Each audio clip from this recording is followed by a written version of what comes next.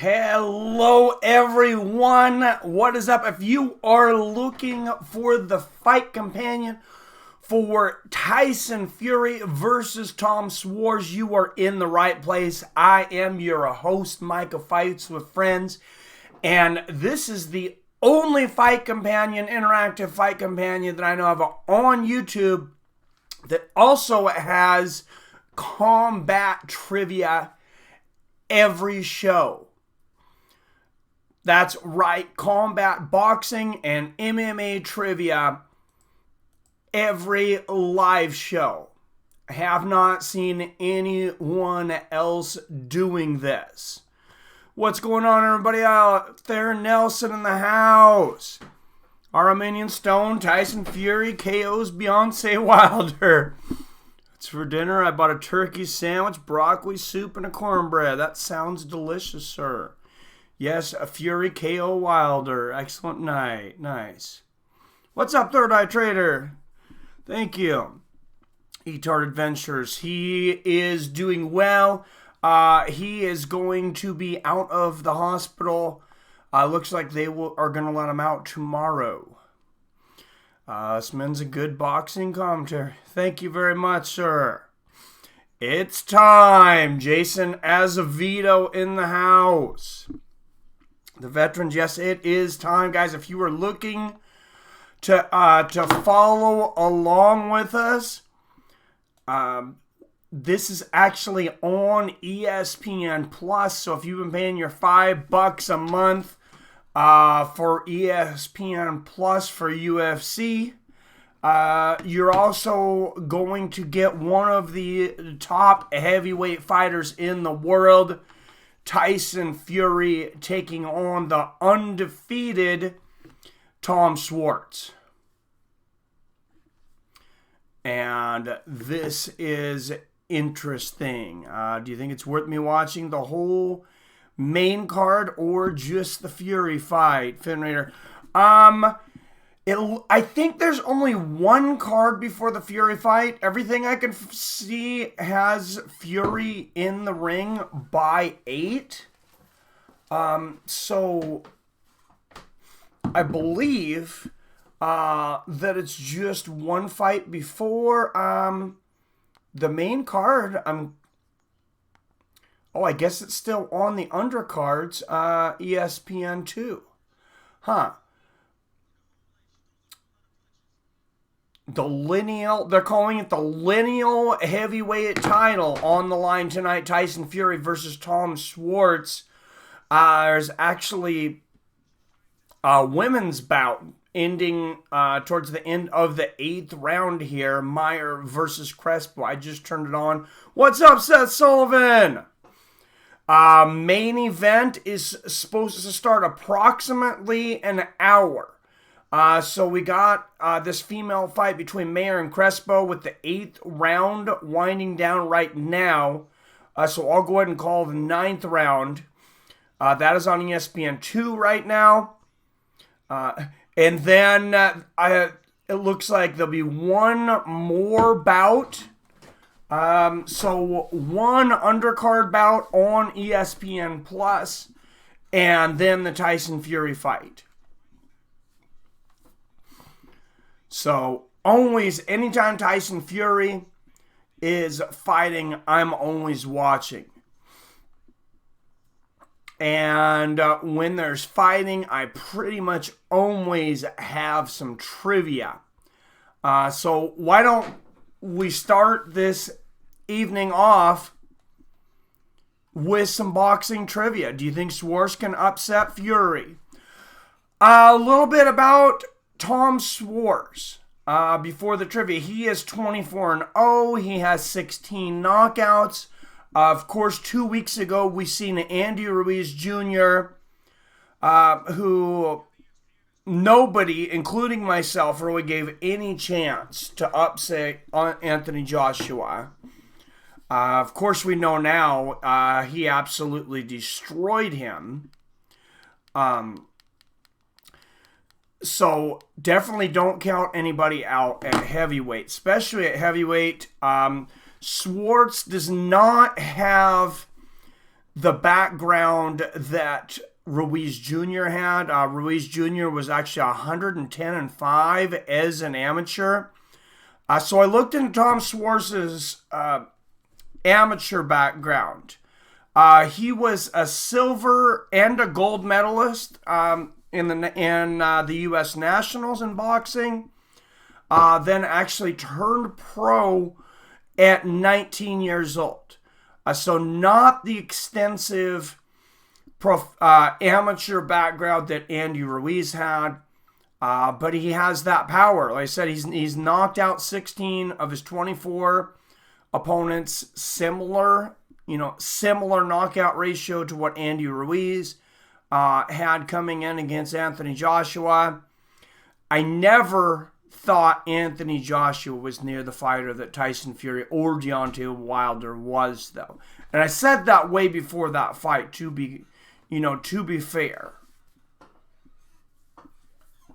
And it looks like round 9, these are only 2-minute rounds of female boxing. Round 9 already winding down for Mayer and Crespo. So I'm just going to go ahead and throw out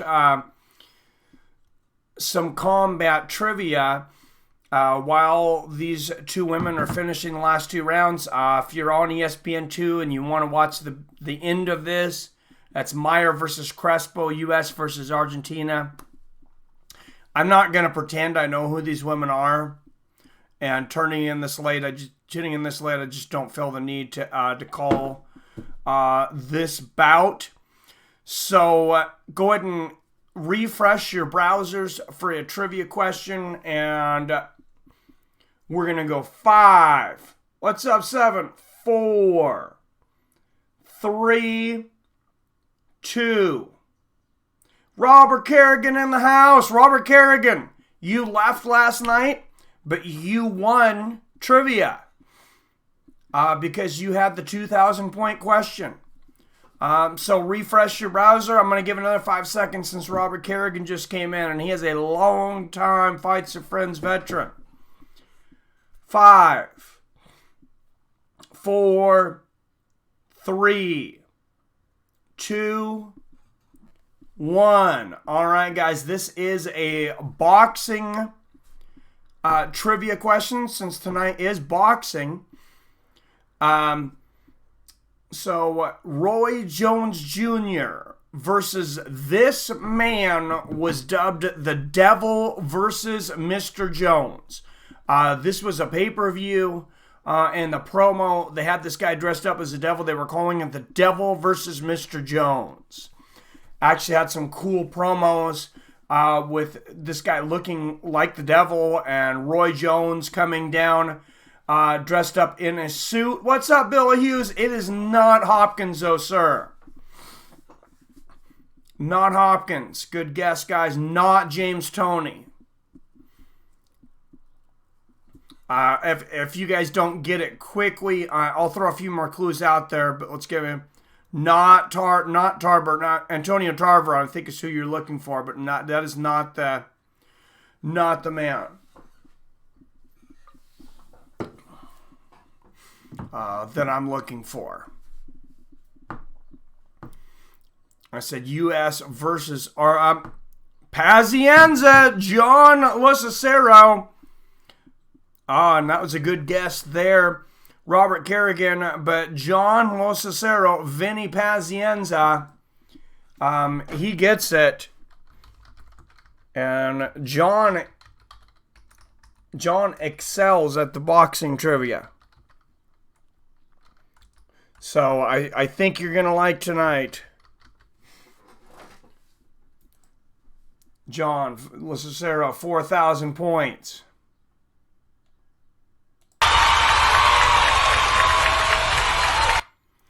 Great job, sir. As Mayer and Crespo, the females, round out the last 30 minutes of their fight, and then we'll jump in to the next fight. But we got Robert Kerrigan, John Losacero, with 1,000 points on the board. Yep, Google for the win. Yep, memory for the win. I think you might have a hard time finding that one on Google. I'm not sure, but I didn't Google it. It was just off my memory because I remember watching the fight because I'm not old.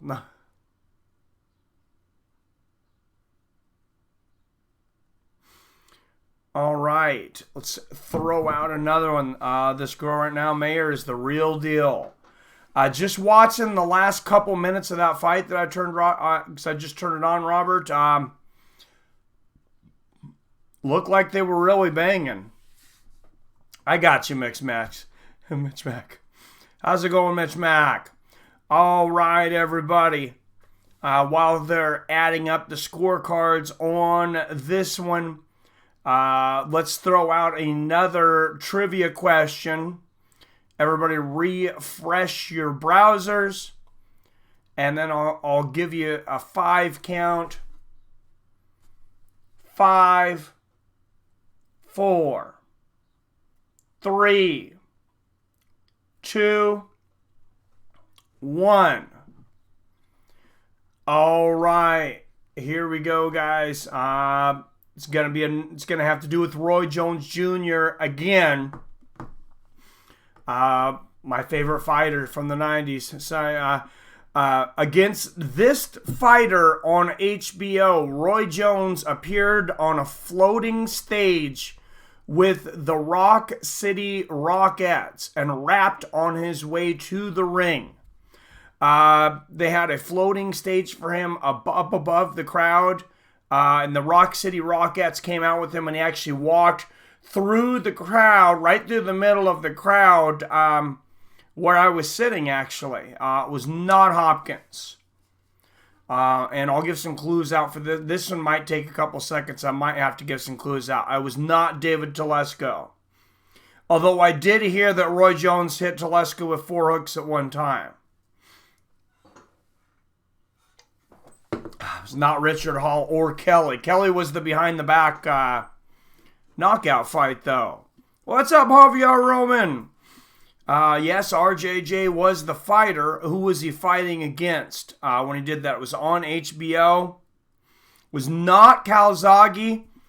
But a clue, Edward Rakovez, is it was a foreign fighter from overseas because they travel very well, and they were in the hotel across from us, actually.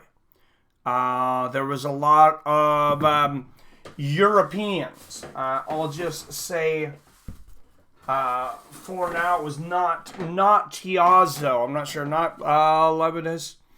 Dev. I still have this short somewhere. It does not fit me anymore, but I do still have the shirt from that fight. Butterball, that's hilarious. No, not Eric Lucas.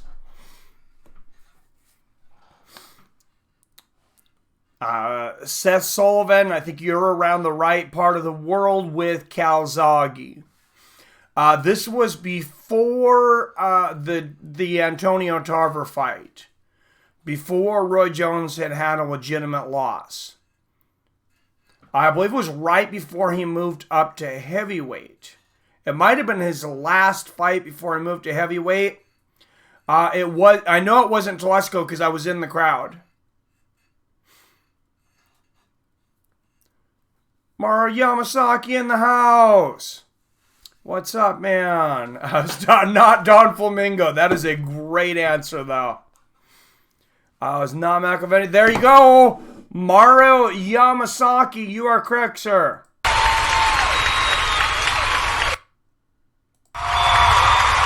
It was Clinton Woods. So, and the English crowd that traveled down for that, they traveled a long ways for that fight. A lot of them were staying in the hotel. Me and my friends were staying in a hotel across the street from the Rose Garden there in Portland.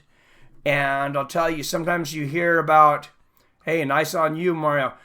Sometimes you hear about people, from other countries getting into the rivalry, maybe getting into brawls, being rude and stuff. We have never had so much fun with fans as those English guys. I mean, but they drunk us under the table. It was great there in Portland. Portland is a great combat city, by the way, too. Had a really good time there when the UFC went there for UFC 102.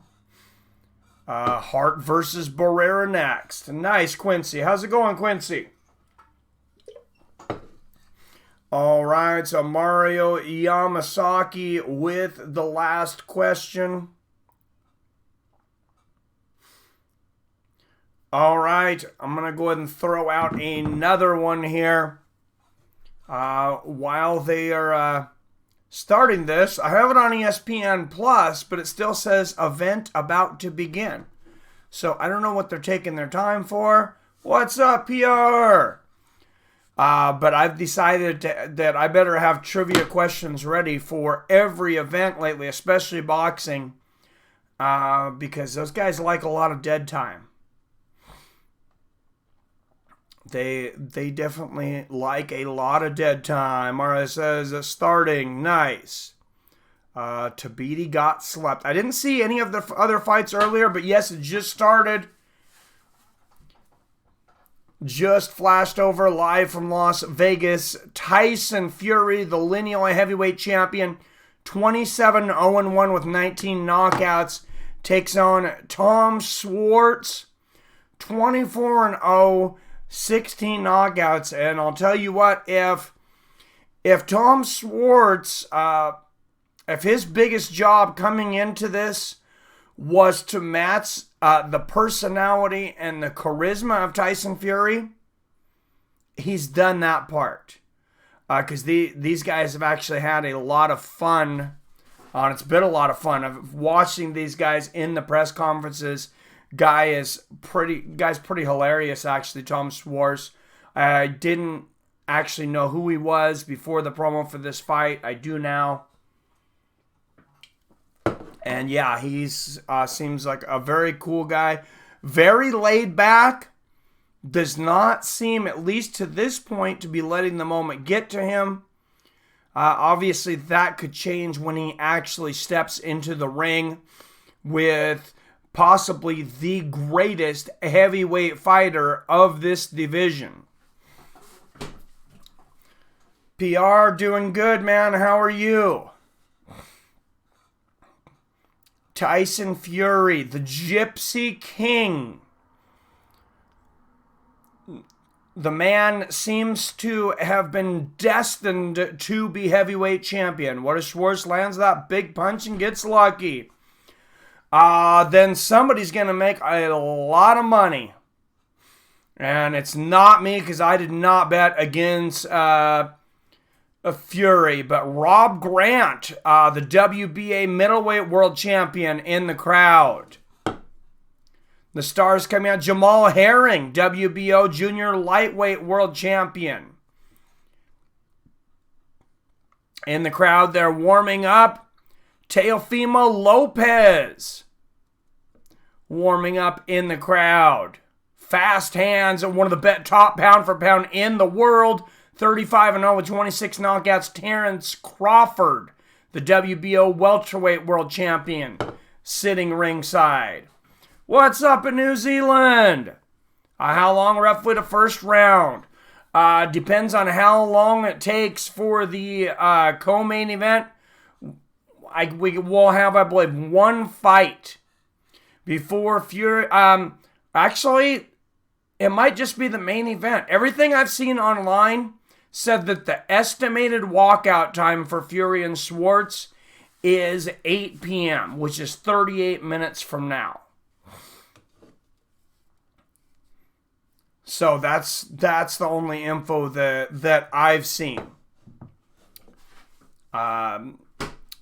Now, remember, it was December 1st, 2018, the last time we seen Tyson Fury in the cage, when we seen Deontay Wilder blasting Tyson Fury with a right hand bomb, followed by a left hook that seemed to send Tyson Fury to hell in a fight that he was winning most likely at that point on every scorecard. Of course, Tyson Fury seemed to come back from the dead, getting up right about the 9.5 count to come back in that fight against Deontay Wilder and push that on the scorecards to a draw. A lot of people said Tyson Fury won that fight.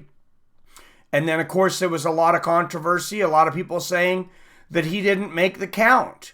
Of course, we showed that Tyson Fury can be put down. Won 10 rounds versus Wilder, as the stage said, Bob. I don't know if I agree that he won 10 rounds. But Wilder knocked him down twice. Tyson Fury, he has been, of course, put down by Deontay Wilder. Deontay Wilder with a lot of power, but a guy, Steve Cunningham in 2013. That's who I might compare Tom Schwarz to tonight.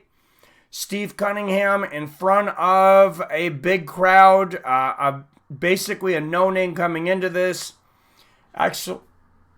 Actually less power and a lower knockout ratio than Tom Schwarz. And Steve Cunningham floored Tyson Fury in that fight. Of course, Fury got up off the canvas in that fight to win the fight. Fury, he has been tagged by Wilder, by Klitschko, and floored by Steve Cunningham. Most people tonight will probably feel they got their money's worth. If Tom Schwarz does as good as Steve Cunningham and gets a surprise knockdown on Tyson Fury. But a lot of people are saying Tyson Fury's going to lose tonight. They're saying he's acting a lot like Anthony Joshua. He's out of touch. He doesn't take Tom Schwarz seriously. He's thinking of this as a tune-up fight against a dangerous guy who is undefeated, 24-0, 16 knockouts. And of course, as you guys know, when a fighter doesn't know how to lose, that is a different animal. Very true, Jason. Tyson Fury is not going to lose, says PR. Similar amount of fights, 28 fights for Fury professionally, 24 for Schwartz. And of course, Tyson Fury, before he came back last year, retired as heavyweight champion and went down a spiraling road all the way to over 400 pounds, was admittedly suicidal, addicted to cocaine, drove his vehicle off a cliff into, I believe it was a river or a lake. And boxing made Tyson Fury. Boxing, the money he made from it, turned Tyson Fury's life upside down. And then I believe Tyson Fury, boxing saved him. Now, talk about a man that was destined from birth to be heavyweight champion, as a lot of people believe. What's up, D. Brown? Wakanda Cannabis Canada in the house. Well, thank you, D. Brown. For those of you that haven't heard yet, young David will be out of the hospital tomorrow. They are just keeping him overnight for a few extra tests and stuff. And he'll be home tomorrow. And we'll get him on stream. He thanks everybody for the well wishes. So thank you, everybody. That's, gave their wishes and their thoughts and prayers to my son, young David. And Tyson Fury apparently just woke up from a nap. I think this is kind of ritual for him, though. Tyson is fighting to be the shining light for everyone. I really like, how can you not like Tyson Fury? But talking about being destined, for those that don't know, he calls himself the Gypsy King because I believe we had this in the past, a trivia question. It was his uncle or his grandfather was known as the actual king of the gypsies. And then Tyson Fury is actually named Tyson. That is not a coincidence. He is named after former heavyweight destroyer Iron Mike Tyson. Tyson Fury isn't fighting for money. He is fighting for caravans tonight. You were right, Billy. What's up, Zoltan? His name is that because he used to steal a lot of shoes. Oh, that's hilarious. The fight is not being shown.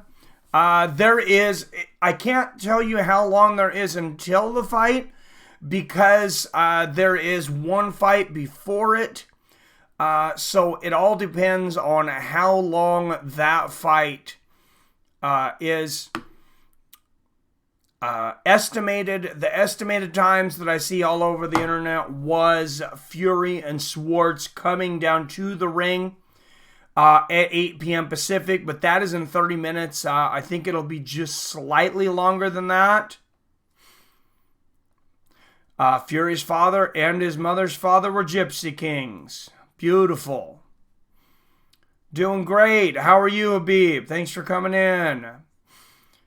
Yeah, if I could show the fight, trust me, I would be the first one on YouTube showing the fight. If it would not get me in trouble, I am all about it, guys. I would be all about getting that fight up for you guys.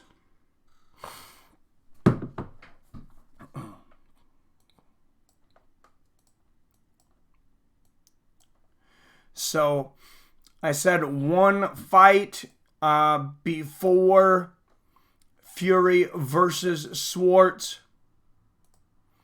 And there was a few fights earlier, but we have the round up for you here.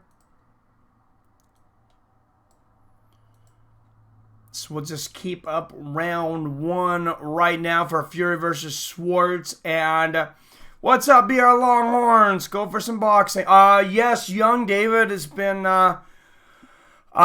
he had another kidney infection. He's had, thank you, Habib. He's had numerous kidney infections through his life, but since Christmas, he just has not been able to get over it. He's been in the hospital, I believe this is the fourth or fifth day, but this is the going to be the 8th time since Christmas. They're keeping the man longer, doing some studies, trying to figure out why, but he's had, for those of you who don't know, he's had kidney issues his whole life. Eventually, he will need a kidney transplant. I was afraid on this visit that it was going to end up being sooner than later. So I've been having tests to see. I'm going to be tested to see if I'm a match for him. And then I talked to doctors yesterday. They said, slow your roll a little bit. We're not in that big of a hurry. Still, obviously, I want to know if I'm a perfect match or how close of a match I am. But they said it still could be 5 years, could be 40 years. That's what we've been hearing for a while. Boxing has been great. Judges, on the other hand, not so great. Always the case in boxing. Co-main event, Sullivan Barrera, 22-2 with 14 knockouts versus Jesse Hart, 25-2 with 21 knockouts.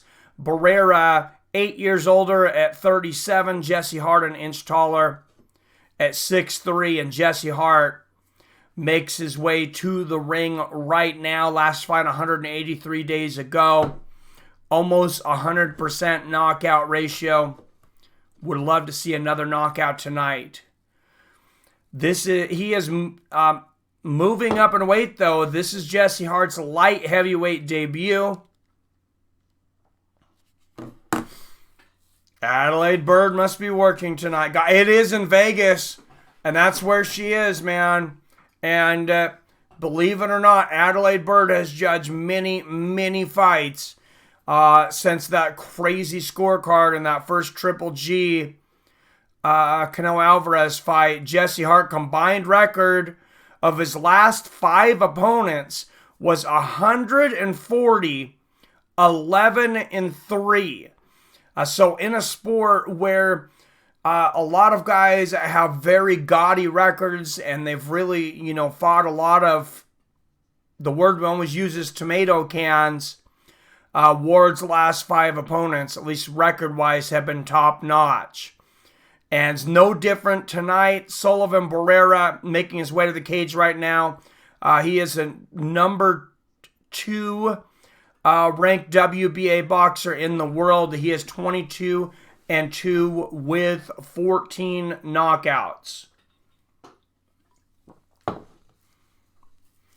And he is a Cuban fighter, which is always a problem for everyone. The Warren Galahad fight was sloppy and no power. Yeah, I didn't see. I was actually sleeping here until I just woke up at 6:30. I took an hour and a half nap after work. Sullivan Barrera, combined record of his last 5 opponents, 87-4. So both these guys, they've been fighting guys with a lot of experience. New logo on tomato soup cans is a picture of Tom Schwarz. Isn't that his nickname, Tom the Tomato Schwarz? No.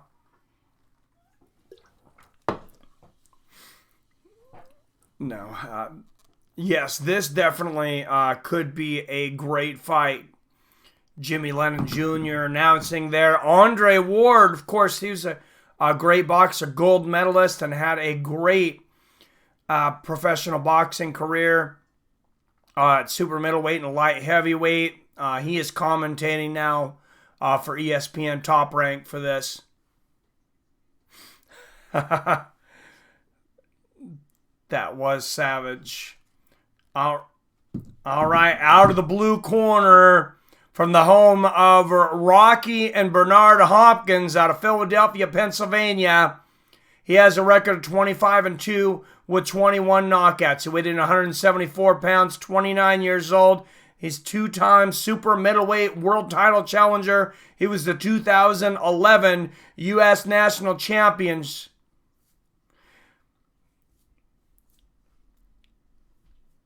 He is Jesse Hollywood Hart. Hart is gonna get KO, says Haterade. His Schwartz is not as big as mine. And in the red corner, out of Miami, Florida, now resides in Hollywood, Florida, born in Guantanamo, Cuba. That's right, Guantanamo. Sullivan Barrera, 22-2, 14 knockouts. It says 37 years old, but he's from Cuba, so he's probably anywhere in between 42 and 50. He is Sullivan Barrera. What's up, Andres Jimenez? It is not DAZN. It is actually ESPN Plus. So Top Rank, when Tyson Fury signed with Top Rank, that made, that's owned by ESPN, so that makes them able to put his fights on ESPN Plus, at least for this one. Jane 80 will be the referee, long-time referee for those boxing fans. His daddy was KO artist Cyclone Hart. John Losacero spitting out the boxing knowledge. And I got some more boxing trivia coming up later tonight, but we got a great light heavyweight co-main event bout now. So if you're following along, like I said, it's on ESPN Plus. Barrera versus Hart. U.S. versus Cuba. No 3 knockdown rule. No standing 8 count. Only the referee can stop the fight. 10 rounds in the light heavyweight division.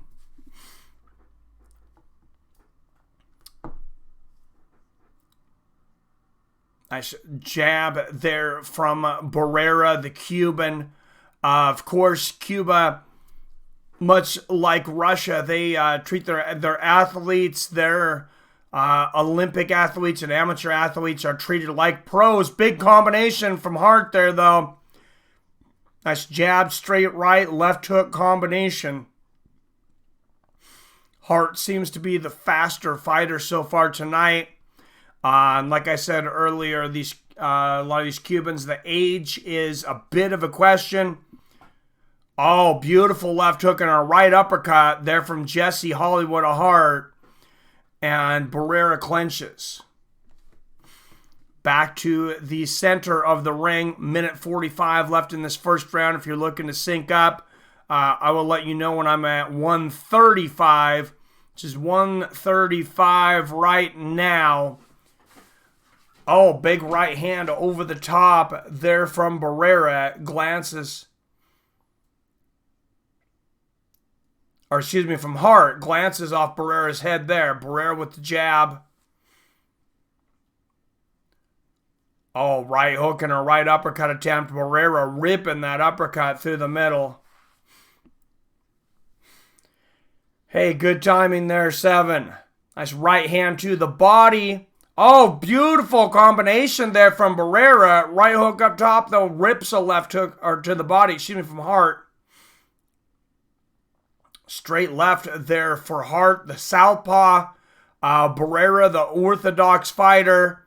A big jab and a left hook behind it there for Hart. And whoa. Barrera just turned his back and went down to a knee after eating an uppercut. That should be a knockdown. I'm not sure why Jay Nady didn't count right there. That's definitely a knockdown. You can also be disqualified for turning your back in a fight. You are right where I'm at, Billy. I'm at 25 seconds right now. So we're like synced up. Jab and right hand there from Barrera, but Barrera is already... And left hook after the referee breaks him there for Barrera. Already some strange fighting and some strange behavior here by Barrera, turning his back in the first round, hitting after the break. And they're showing on the Jumbotron Tyson Fury in the background goofing around. This ref is weird. Jay Nady, he's been reffing forever, though. Screaming stop over nada. Yeah, there wasn't a whole lot there. Never a big Jay Nady fan. Good dude, but sometimes asleep at the wheel. Yeah, I kind of remember a few times like that. That was a strange instance, though, there from Barrera. You cannot turn your back to your opponent in boxing. It's defend yourself at all times. Unless Nady jumps in between them two, Hart had every right to punch Barrera from behind and could have even stopped the fight. Here, round 2, you cannot turn your back in boxing. Though I'm not sure why you would want to. Both men exchange jabs here at the beginning of the second round. Round 2, 240. You're a few seconds ahead of me. I'm at 240 right now. Jay Nady just broke him. I'll let you know when I'm at 230. I'm at 230 right now. Oh, wow! Hart with a 1-2 throws the right over the top, but kind of pushes Barrera to the canvas. Jay Nady calls it off, says no knockdown, but Hart coming in with the killer instinct right now. Oh, wow. Hart looking to take Barrera out right now. Ripping uppercuts and hooks. And overhand right from Barrera. Left hook, and both men exchange power shots in the center of the cage here. Oh, wow. Right hook, right uppercut. And then maybe a little bit of a low blow from Barrera and an overhand right up top. Barrera landing bombs in this second round. So a hurt fighter, but a dangerous fighter is Barrera. Oh, nice right hook and a left uppercut there from Hart. When you back a snake into a corner, that's when his venom is the most dangerous. Barrera showing he's still dangerous while hurt. Left hook lands for Hart, right uppercut for Barrera. And Barrera keeps holding on here. You can see he was stunned. Boxing is awesome, Peter. Wow! Big overhand right for Barrera and a right hook to the body, right uppercut. Barrera just wants to lean in to Hart, and Hart now lands a left hook and a right uppercut. Hart would like to fight this from a little further distance, though. Oh, that was a huge right uppercut from Hart, and that hurt Barrera again, almost lifted him off his feet. Hart talking to Barrera now. Straight right and a left to the body lands for Barrera. Floyd is all over any opening, especially if your last name is Ortiz. Yes, he is. A left hook for Barrera, right uppercut lands for Hart. And either one of these guys could get a knockdown. They are throwing blows. Big left hook and a right uppercut from Barrera. A combination from Hart. Much better round from Barrera in the second round. He keeps holding, though. Keeps pressing his chest into Hart. Actually pushing Hart. You guys had mentioned that sometimes J80 can be asleep at the wheel. Yeah, this is great, Billy. If you're watching ESPN Plus on Roku, that's where I'm at, though. So you would assume that hopefully we should be synced up. So that's awesome. These guys are getting angry with one another. Oh, they definitely are. And Barrera keeps pushing Hart. Keeps shoving his head into Hart's chest. Keeps chest bumping him. Not even mad at Floyd for that. Dude tried to headbutt him, then act like he was sorry. His own damn fault. No, Floyd. Protect yourself at all times. Tim Bradley, former world champion at cage side, and look who joins him, but baseball retired legend Alex Rodriguez. He is a Miami, Florida native. What's up, Chris Jackson? Barrera's kind of making it garbage, but it's definitely interesting. He's a dirty fighter, man. At least from what we see so far. Straight left lands there for Hart, a couple, and Barrera with the combination immediately clinches. Quincy says ref is garbage.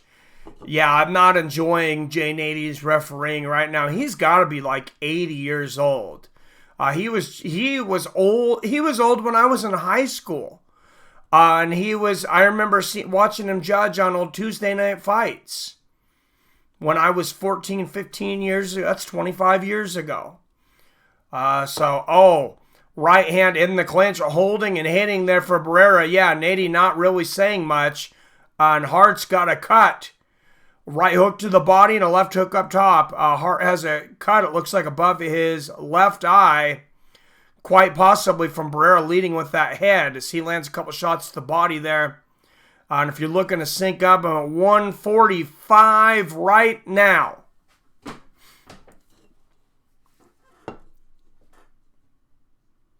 I try to throw some stuff in, Chris Jackson.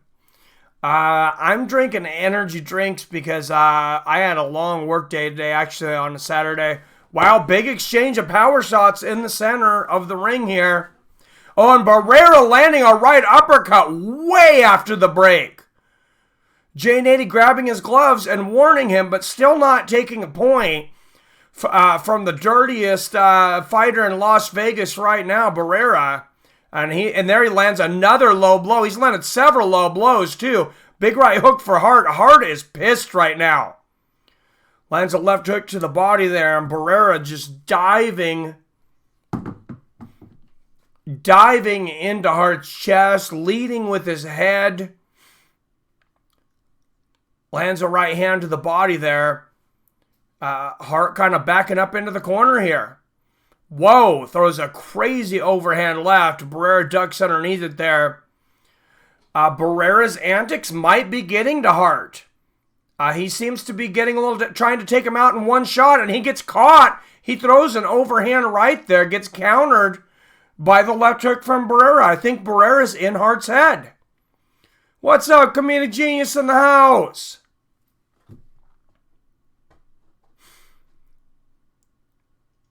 And Hart on the bicycle now. Landing the jab there, straight right, and a left hook for Barrera towards the end here. Hart's, lands a combination there at the end there, does Barrera. Hart, the favorite tonight, he's really got to get Barrera out of his head, because Barrera is living rent-free inside the head of Jesse Hart now with his antics. And Jane 80 is not punishing Barrera for numerous fouls, including punching on the break, several headbutts and low blows. And he does look gassed already, Haterade. Yeah, he definitely needs to settle down. I think Barrera, his game plan, it seems, was to piss Jesse Hart off. And he's done that. Alex is buzzed but talking good. Oh, he is red, man. Yeah, dude is probably always buzzed. Have them glossy eyes. Yes, he does. Diaz McGregor 3 should happen. I agree, Days Hip Hop. Hopefully, if McGregor makes it through Pettis, that's the next fight we see. And a couple of lefts land for Hart at the beginning of this fourth round at light heavyweight. Right hook over the top from Barrera. Hart now at orthodox. He was fighting southpaw earlier. And Barrera back to... Oh, big overhand right over the top there from Hart. Hart, with his hands down, eats a right hook. Oh, there he hurt Barrera, I think. Might have been off balance. Lands a big 1-2 left uppercut. Remember, Barrera is very dangerous even when he's hurt, though. He lands some counter power shots. But Hart landing power combinations there. Oh, big left hook from Hart and a huge right uppercut. Jesse Hart is loading up on every punch right now. Haterade, the answer is no one. No one looks as good as Jennifer Lopez. And you know this. No. But yeah, this is a crazy sloppy fight. Right uppercut lands for Barrera. Left Hart and left hook and a straight right there from Hart. And it looked like Jane 80 might be going to warn Barrera for his dirty fighting, but doesn't happen. Big right uppercut there for Hart. And Barrera again lands a big right hook after Jane 80 breaks him. And Jay's just like, well, you know, I'm just the referee. What am I going to do? Right uppercut lands for Hart, and Barrera clinches again. Yes, he did. He's been headbutting him and landing low blows this entire bout, leading with his head. Oh, big right uppercuts, clubbing right hook and a left hook there for Hart, but Barrera got a big right hook there. Oh, right uppercut and a left hook there from Barrera, and Hart with the right hand. Big combination there from Barrera, from the body to the head. Right uppercut and an overhand right for Barrera. Or for Hart, hits Barrera behind the head. I think he is throwing the rules out the window now too. Wow, Barrera working to land shots after the break so hard, he actually threw that left hook around referee Jane 80. And both men land big punches, overhand right for Barrera as he continues to headbutt Hart. Jane 80 says, oh, huge right hand from Hart. And Barrera with a huge right to left hook. Hart is hurt. Barrera landing bombs. Wow, both men landing huge shots. Big left hand, right hooks. Barrera, J80 trying to break. Barrera continuing to hit Hart the whole way. Why not? He knows J80 is not going to... It doesn't look like he's going to take a point away. J80 has completely lost control of this fight. And Barrera is doing whatever he wants, including numerous headbutts and low blows.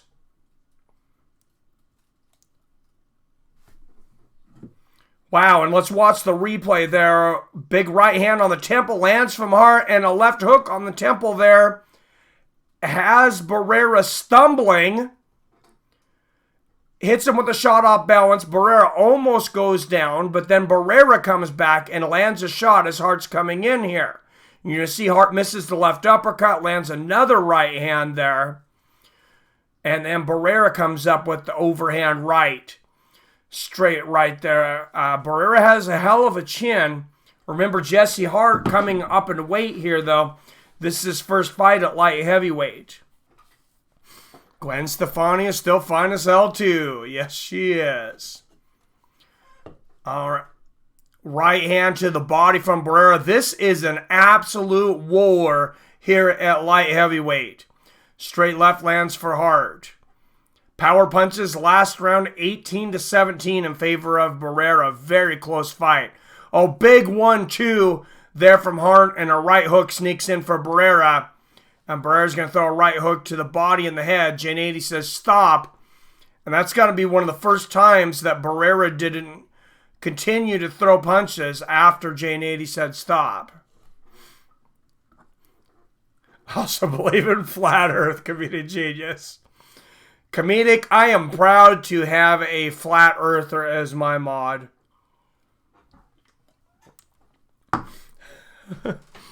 What's up, 1994 ever? Wow, big shots from Hart, but good head movement here from Barrera. Shows he can use his head for something besides driving it into Jesse Hart's eye socket. And another left hook after the break there for J80. If I'm Jesse Hart, I'm just continuing to swing no matter what J80 says. Nice right hand there from Hart. Barrera clenches again there. Anytime a Hart gets off shots, Barrera will lead with his head. He clinches, and then he waits for Nady to say break, and then he hits after the break. Oh, nice right hand and a left hook there from Barrera. And again, holding and hitting there from Barrera. Nady just kind of shakes his head. Dinosaurs are fake, bro. YouTube told me so. Oh, that is hilarious. I would play Billy. Guys told me I'm an alien from faraway planet. Would you believe me? Oh, wow. Big combination inside. Big overhand right from Barrera there. And he just bashes that head in again.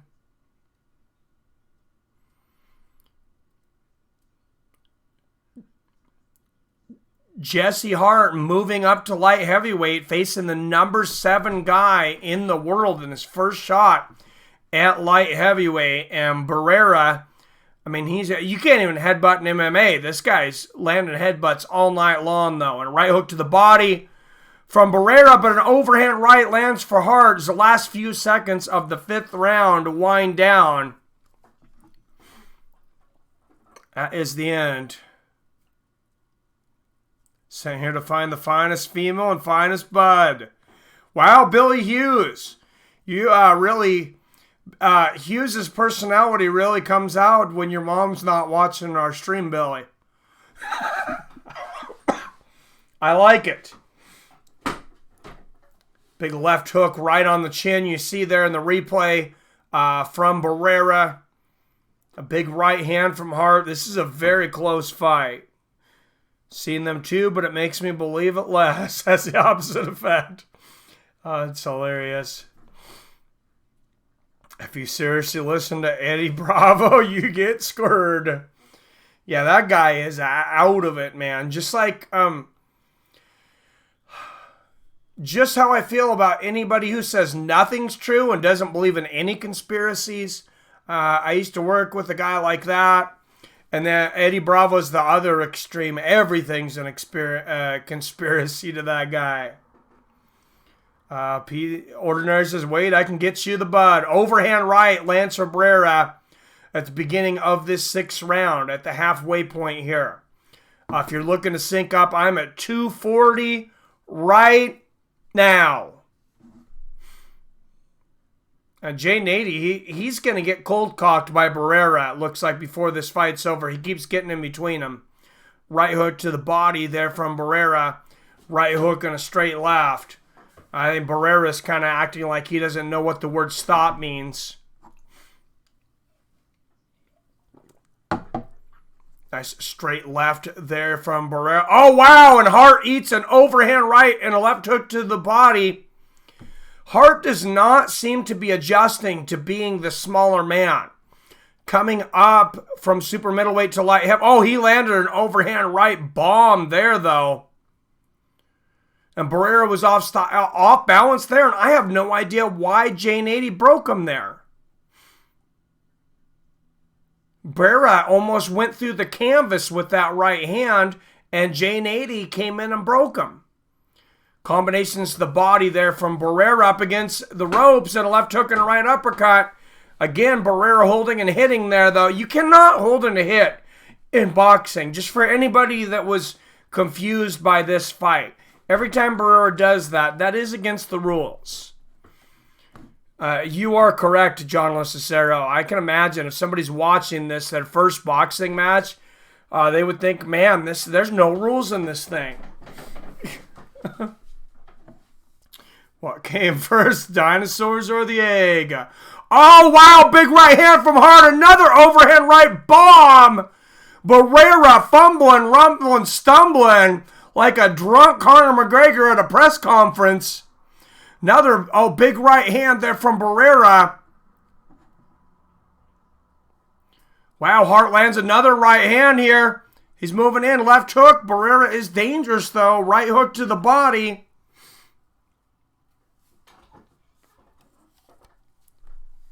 And Hart loading up on that right hand. Barrera ducking underneath that. And again, Barrera turns his back into the ropes. Hart should have just hit him through the ropes. Oh, huge overhand right for Jesse Hart and a left hook. And again, Barrera holds on. Nice left hook to the temple there from Hart. Catches Barrera on the way in. Oh, wow. Barrera throws a big overhand left, but you can see his equilibrium's off there. Almost falls through the ropes throwing that, and that was a big round for Hart. Now, Mike, why you gotta be like that? You must be a McGregor fan, huh? Come on. You can't say he was not drunk at that last press conference, though. And I've never seen a human come out of an egg, Robert. Well, I guess he did come from an egg. There you go. I'm not thinking so quickly today.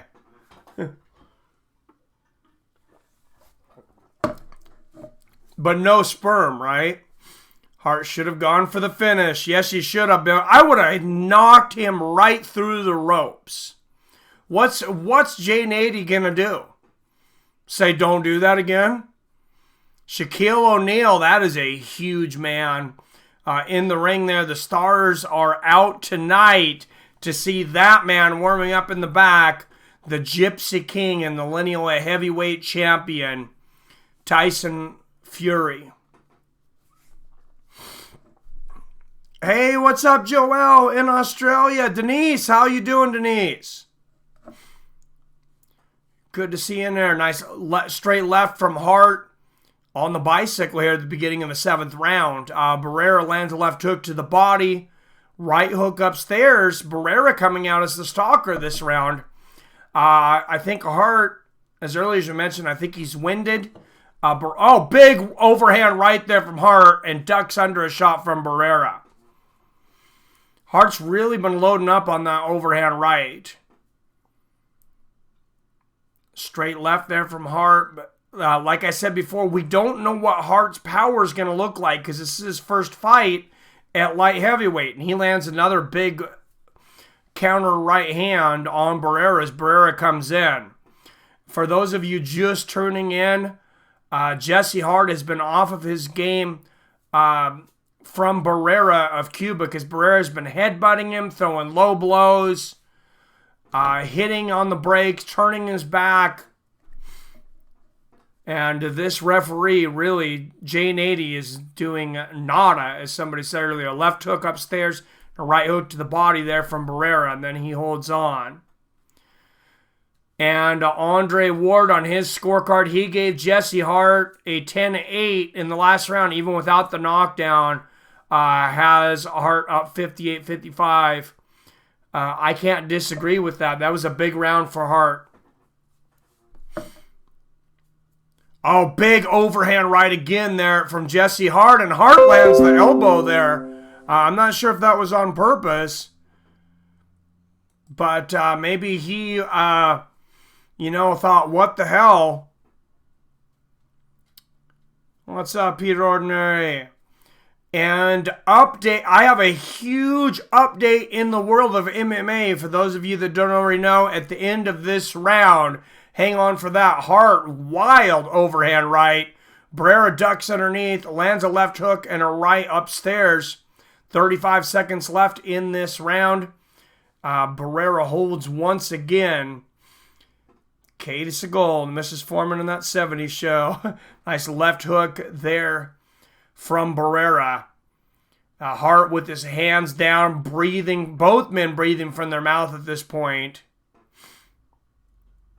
My first TV crush, Alyssa Milano, Speed Ordinary. Right hand there for Barrera in the last few seconds of the 7th round. Barrera holding and hitting again. Hart pushes him back. So stay over there, dude. And all right, in between the 7th round, big MMA announcement. I thought he had retired, but I guess there was nothing official. The last emperor, Fedor Emelianenko, has signed a new deal with Bellator. Fedor Emelianenko just signed another long-term contract with Bellator. So for those of you that want to continue to see the last emperor fight, we're going to get to see that. And I got to say, I can't complain. I'm not going to complain about that. I got to say. Sorry, guys, I have a little bit of a sun problem here. I'm trying to deal with. I got a light and the sun coming in. We'll see if that... I think that should fix that. What's up, Wyatt Matheson in the house? Fedor versus Rampage. Winner fights Chuck. Oh, that is great. All right. Round 8. Have you been watching this, Wyatt? This is a crazy dirty fighter. Barrera, man. Lands a right shot to the body there. One of the first body shots he's landed, not to the nuts. Straight left there from Barrera. Another right hook. Melissa McCarthy. Nice. We're just randomly throwing out the name of beautiful women, apparently, at this point. Wyatt just coming in. Straight right and a triple left hook from Jesse Hart there. Right hook from Hart there. Oh, Barrera landed a right uppercut there, though, and Jesse Hart winced. I think he got thumbed in the eye. And tape coming off of Barrera's glove. Hart definitely got thumbed in the eye there, though. And he gets a little break because referee Jane 80 is going to let him retape Barrera's hand there. I think Jane 80's too senile at this point to see that Barrera thumbed Hart in the eye. Susan Boyle. Oh. Wyatt. That is incredible, sir. All right, minute 45 left in this 8th round of the co-main event. And if the main event is near this competitive, we're going to have a great night. Straight left lands for Barrera. Left and right hook there from Barrera. Barrera moving forward. Double jab lands for Hart. A little more than halfway through this 8th round. Tyra Banks, yes, she's getting up there in the years, though. But remember Monster. Right hook to the body there from Barrera. Oh, big counter right from Hart.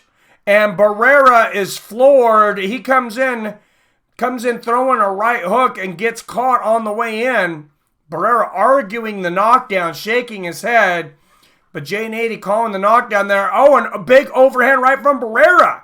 He seems pissed off at that. Big left hands and holding and hitting, pushing. Barrera says, now I'm really going to fight dirty. You thought you seen headbutts and low blows earlier. Left hook to the body there from Barrera. And Barrera is one of the most dangerous hurt fighters I think I have seen, though. He's been hurt several times and landed bombs when he could barely stand. Right hook that lands for Barrera there.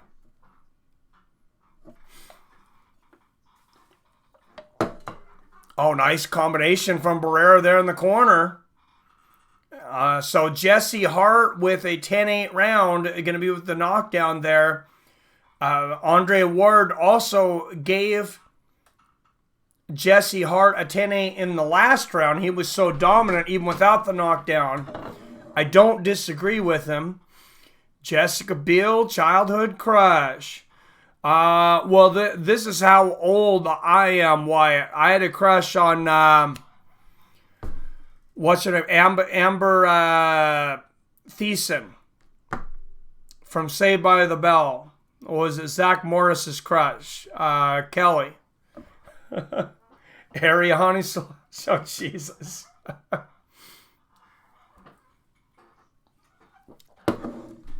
Good taste there, Billy.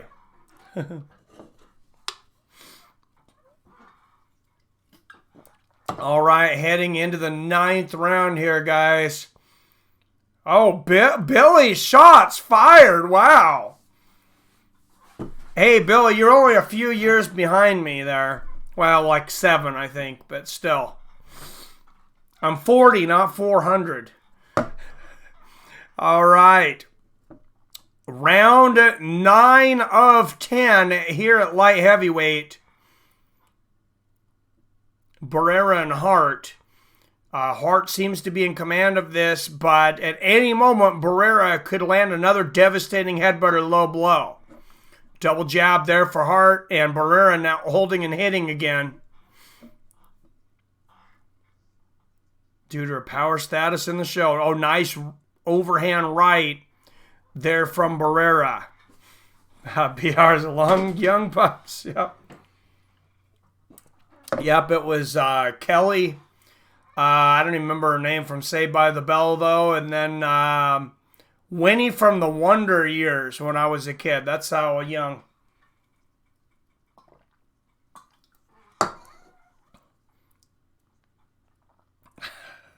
Oh, wow, Billy. Billy's throwing the fire out there tonight. He's upset he hasn't gotten any trivia questions right yet. Oh, big left hook and a right hand there for Barrera. He's still dangerous, like I said. Straight left there from Hart. It is close. Another left hand lands for Barrera there. And Barrera with another low blow there. And Jane 80, he's actually going to act like this is a bad thing here. I think that's about the 18th low blow Barrera's landed. Jennifer Aniston, yep. Daisy Duke, but she didn't age well. I have not seen her in a while. I just remember Pamela Anderson play. You talking about the Pamela Anderson Daisy Duke, who also didn't age well. Oh, nice left hook up top and a combination of the body from Barrera, and he continues to push Hart.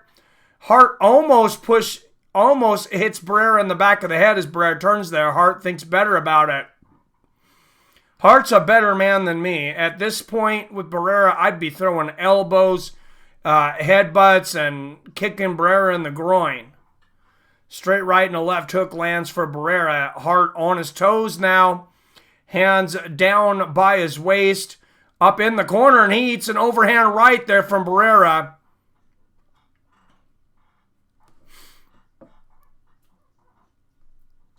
"35 seconds left here in the 9th round in this co-main event.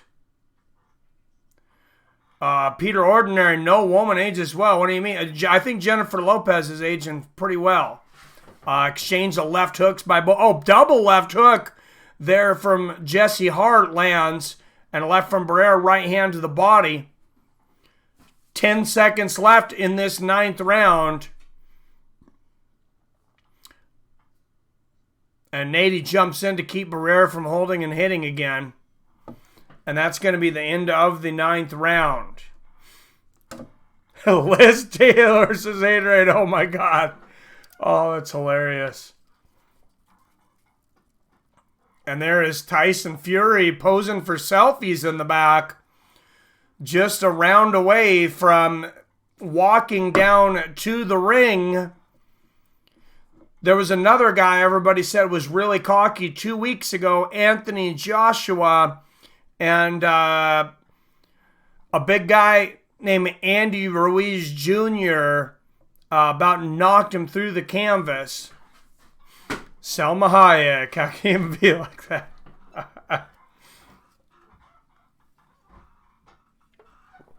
Oh, that's great. I'm a big Jennifer Lopez fan. I think Jennifer Lopez...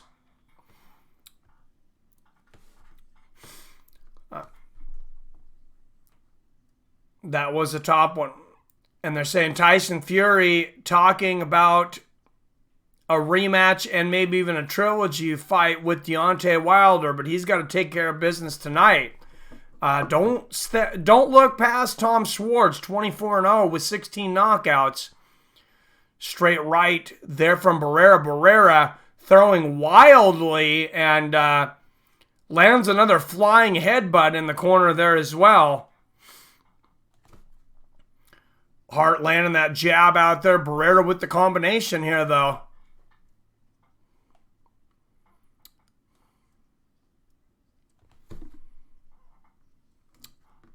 Barrera is here in Miami with the one of the ultimate sports cheaters, of course. A-Fraud, Alex Rodriguez. I think Alex has been teaching him a few tricks. And yes, that was a shot from the way Alex Rodriguez left the Mariners. Oh, big right hook there from Barrera and a right uppercut. But Jesse Hart lands a counter jump left hook there. Competitive 10th round. Oh, nice right hook to the body there from Barrera and then lands another headbutt.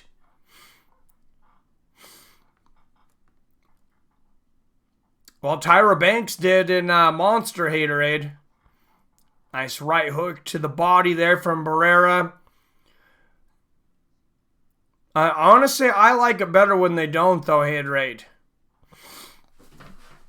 Because like once you've seen that, it kind of takes away. You've seen it. Nice left hook there from Jesse Hart, and Jane 80 mentions Barrera's headbutting again, but I mean he hasn't taken a point away to this point, so I'm not even sure why he says anything. As Barrera just landed another low blow there too, if you missed it. Jesus, comedic genius. Oh, right hook lands from Hart. Right hook from Barrera. Comes back. Big left hook from Barrera. And again, Hart ends up on the other side. Barrera's back was turned to Hart. I would have just punched him right through the ropes. He wants to keep turning his back to Jesse Hart. Hart just punch him right through the ropes. Oh, nice overhand right there from Barrera, though. Can't believe Holly Berry hasn't been mentioned. Oh, Holly Berry, excuse me. She was Monster, not Tyra Banks. I was mistaken. I tried to mention Holly Berry, but I had the wrong name.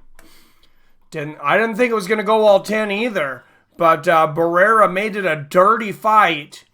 And this is Hart's first fight at light heavyweight, so I think he wasn't quite sure about what his power was going to be like, but we will go to the scorecards.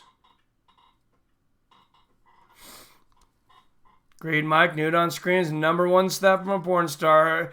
Yeah, you can't see a chick. See, if I see a chick like in an X-rated movie, like in a porn star or something, I'm not gonna then go be excited to see her do a bikini scene. I'm just not. I already know what's underneath. Holly Berry and Flintstones, but they get millions, unlike porn stars. Yes, they do, haterade.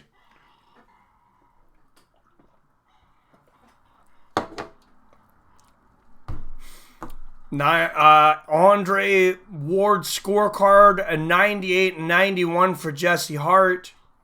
I'm somewhere around there. I had Jesse Hart winning that. Probably, I'd say, by at least 4 or 5 points.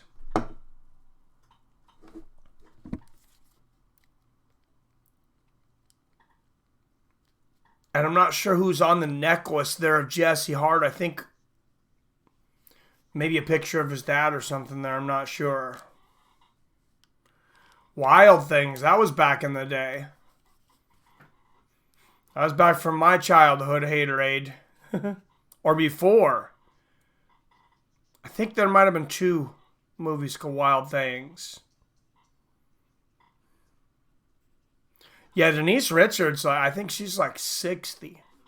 Like literally.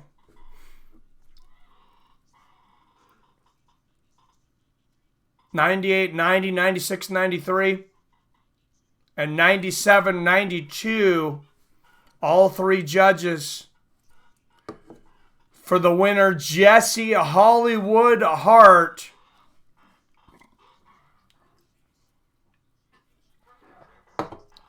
And Jesse Hart, 26-2, 21 knockouts.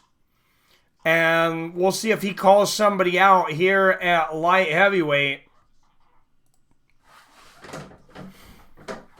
Why not? Just like the UFC, right? Every time you win, call somebody out.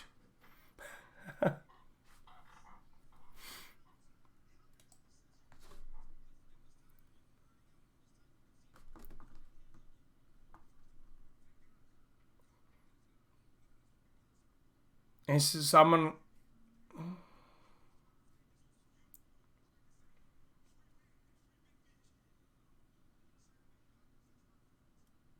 So I'm going to thank God and happy Father's Day to his father, who I believe is the deceased there, Jesse Hart.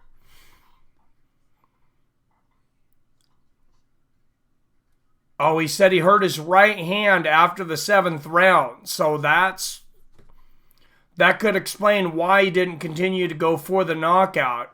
So Jesse Hart possibly a broken right hand during this fight. He hit it well. He hit it well because I had no idea. If he had a broken right hand, I did not notice.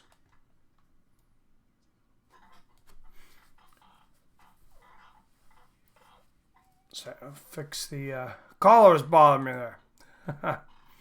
Brendan Schwab is the CTE king. Dude is so dumb that he was made into a comedy show. Oh, Jesus.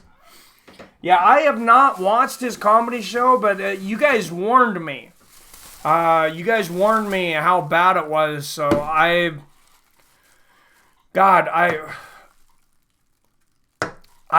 respect my time more than to waste an hour nowadays. When maybe it's getting older, but I respect my time more than to waste an hour on something somebody's already told me is horrible. Maybe I'll listen to the audio version. Oh, Kathy Ireland, Robert Kerrigan, yes, back in the day. What was that football movie she was in? What was the big football movie? God, I was in high school when that came out. I can't think of what it is, but man, she was coming right off of the Sports Illustrated swimsuit edition. Being funny has to come in the moment, not staged. Demi Moore is up there now, too. For sure. All right, guys, let's throw some trivia out there. Everybody refresh your browsers in between rounds. Thank you. Necessary Roughness. Good movie. All right, guys, refresh your browsers. And 5, 4, 3, 2, 1. All right, guys, another boxing question. So far, it's been all boxing tonight. So far, next question is going to be Sugar Shane Mosley lost back-to-back fights to this fighter who might be relatively unknown if not for these 2 fights. BR Longhorn said he liked it.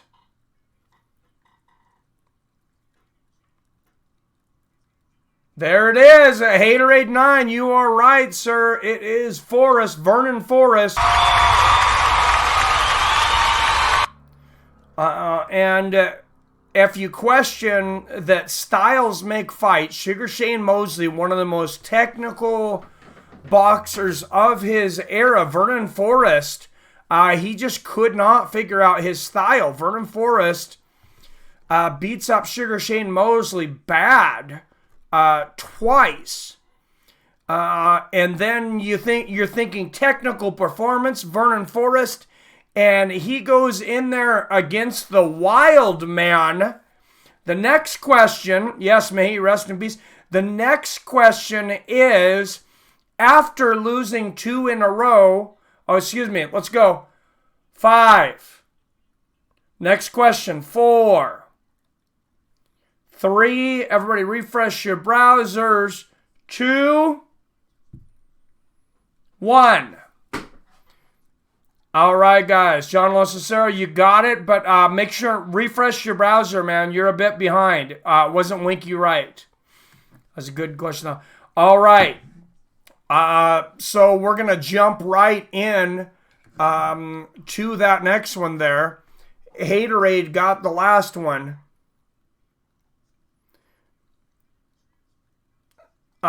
So on the subject of Vernon Forrest, how do you refresh your browser? Do you have to be watching something from a computer or something? On a computer, you hit F5. On a phone, usually, I think it's like I would close and open YouTube. That's the only thing that I know. Just hit refresh.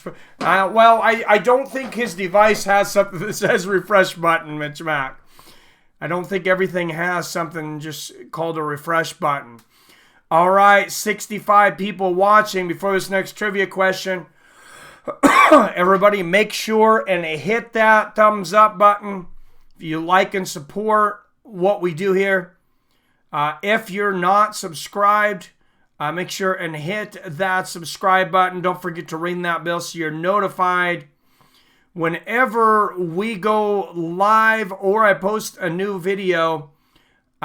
Next live show will be on Tuesday and every Tuesday for combat, MMA, and boxing trivia. A minimum of 12 questions every Tuesday. And this Tuesday, though, also, we're going to start at 5 p.m. for the next, I believe it's 12 weeks. It's 10 or 12 weeks because Dana White Contender Series comes back.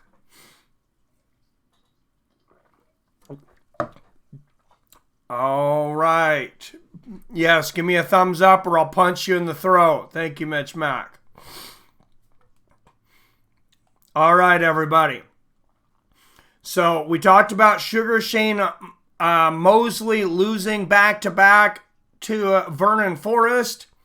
Then you want to talk about styles make fights because right after that, Vernon Forrest, it is next PR. They are doing the hype game right now. I'm just going to do some trivia in between. So after that, Vernon Forrest lost back-to-back bouts to this Wild fighter. John Cicero, you are correct. It was Ricardo Mayorga. And that's why I say styles make fights. You have a guy, you have Vernon Forrest outbox an absolute tactician. Oh, Billy Hughes was right behind. If you would have just typed in Mayorga without the Ricardo, I think you'd have had it.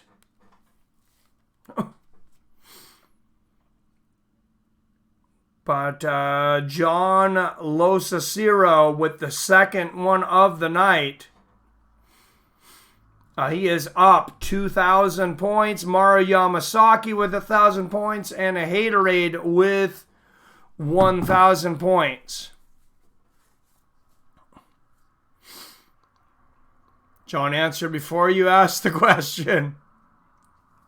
Yep, you do that sometimes too. You're right. Mayorga in a lot of good fights.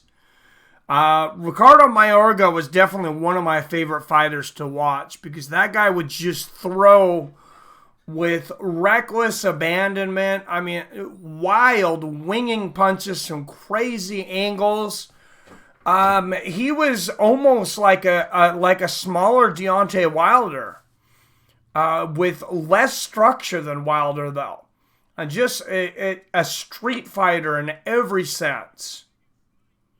So I think Mike gives you answers. Oh, Jesus, Mix Mac. Well, it certainly would not help my YouTube channel to have the same guy winning all the time, Mitch Mac. Gotti Ward fights were epic, says Days of Hip Hop. Yes, they were. Yeah, he used to smoke cigarettes all the time. And drink whiskey, all kinds of things, like days before the fights. That guy was crazy. I also knocked out a donkey before one of his matches over there, brother. Well, he knocked out a donkey with an overhand right. I believe that's animal abuse, but maybe not where he was from. I don't know. That dude was crazy though.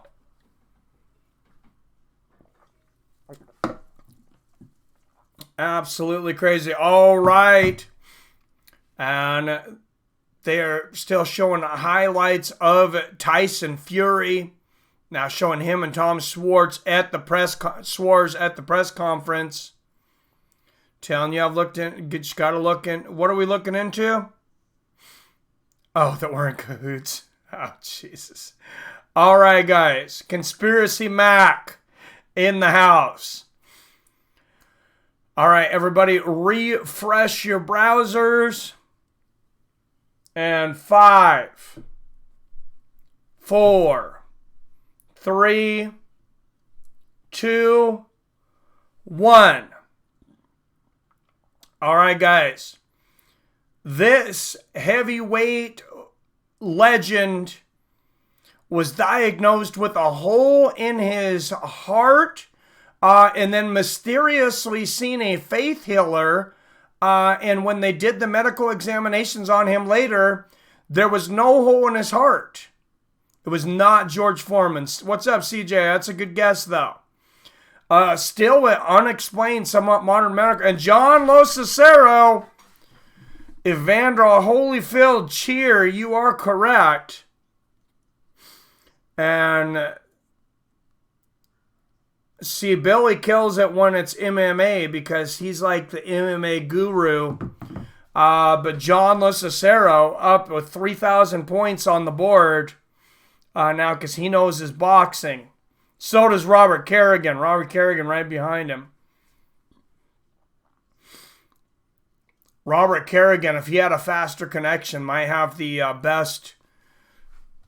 best overall knowledge between boxing and MMA.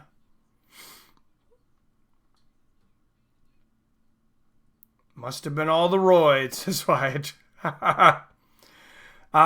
Yeah, he certainly looked roided up back in the days when he went from light heavyweight to cruiserweight. People forget. I don't know. A lot of people probably don't even know that Evander Holyfield was a light heavyweight. Then he was a cruiserweight champion. Then I think, and then he went up to heavyweight. He was a small heavyweight. I believe he was right around 212 when he fought Mike Tyson, but Tyson was actually a small heavyweight. Tyson in his prime was only right around 220. Gonna gain all that natty ice. I think comedic has the best knowledge. All right, guys. Real quick, let's throw another question out there. 175 pounds to Mr. Olympia. You think everybody's on roids now, though, Wyatt? Dude, in the 90s, everybody was on roids, especially in boxing. We didn't even question. We had no idea what kind of testing was going on back then. But I don't remember anyone ever really failing a drug test, except for Mike Tyson failing for marijuana, and then them telling him that he couldn't have his anti-anxiety pills. So all these guys were on steroids, but take Mike Tyson's anti-anxiety pills away. That's a great idea. $120 for Xfinity X-Pods by Comcast. Oh, jeez. Make connection better. Oh, jeez. Well, if there was a way to get a faster connection for $120, somebody needs to tell me, Robert. Shout out to Andy Ruiz. Andy Ruiz not on anything. Andy Ruiz, I don't even think he eats horse meat. That guy's like straight tamales. Tamales, beans, and rice. Gotta love Andy Ruiz Jr. though. All right, guys, let's throw another trivia question out there. John Locicero with 3,000 points. Adam from Allen says mac and cheese. They have a protein mac and cheese now. He's on all the beans and rice. All right, Tyson Fury warming up in the back. He's got the sweatsuit on now. So we are getting closer. Tacos, horchata, and Snickers. You want to hear one of the strangest good things, speaking of horchata, haterade? So I'm a big Belgian White fan. You guys know I like Belgian White beer, Blue Moon, Shock Top, that kind of thing. So they have, that comes out during the holidays, they have a Blue Moon variety pack. And there was one in there that said Blue Moon with cinnamon and horchata. And I thought, man, that sounds disgusting. But I was like, man, I got to try it. And I got to tell you, it doesn't taste like horchata.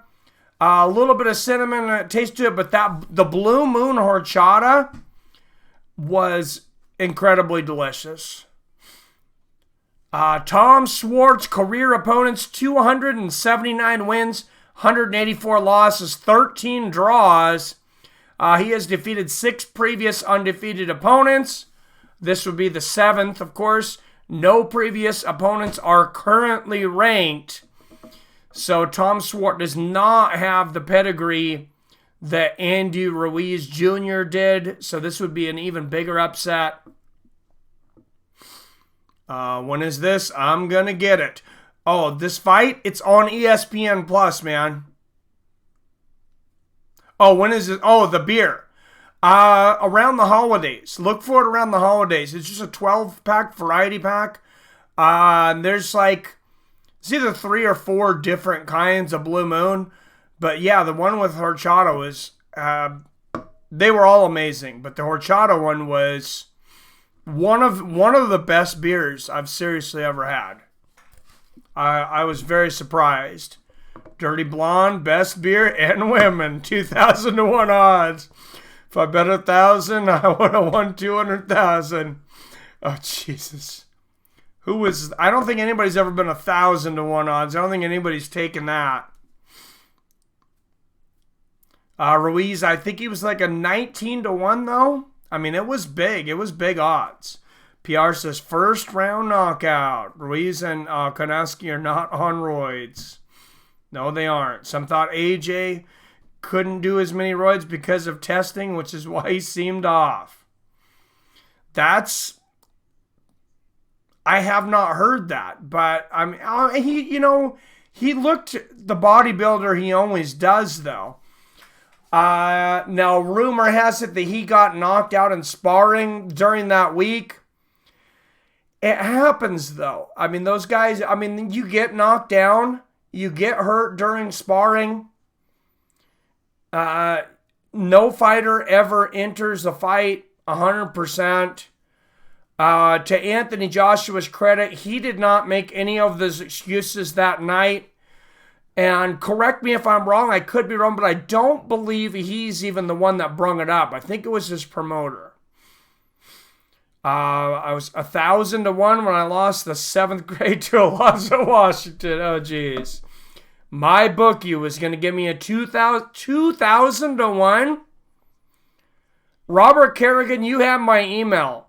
If you ever see any fighter ever again that's 2,000 to 1, you have my phone number. In fact, call me.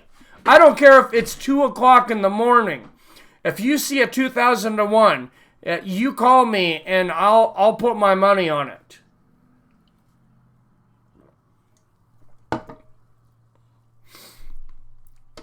AJ asked for extra testing. Oh, I didn't realize that. Well, I mean, you can see why. Baby Miller, he failed 3 drug tests in 1 week. I mean, not even John Jones can do that.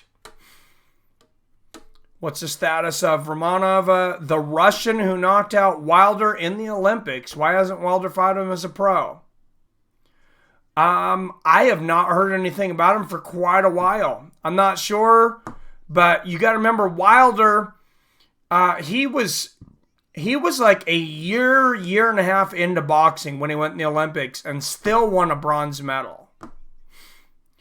Haterade 9, this is boxing, man. That's why I always have trivia questions. Boxing is always like this. They always have so much hype, and that knowing that I can't control that, that's why I always have trivia questions ready now. I try to have at least 6 trivia questions ready for boxing nights. And let's throw one more out there. Guys, trivia question before the 2 men come to the ring. Jimmy Lennon Jr. about to announce them, but let's go with one more trivia question because I think they're going to have like 8 national anthems. Yeah, they're gonna probably have the national anthem of England, Germany, and the United States. I've heard them all. This is just a rerun to me. No disrespect to anybody's national anthems, but everybody refresh your browsers. And 5, 4, 3, 2, 1. So in our last fight, we had a fighter that threw a lot of headbutts. Landed a lot of headbutts. There's another fighter, Evander Holyfield, was always being accused of leading with his head. Mike Tyson accused him of it.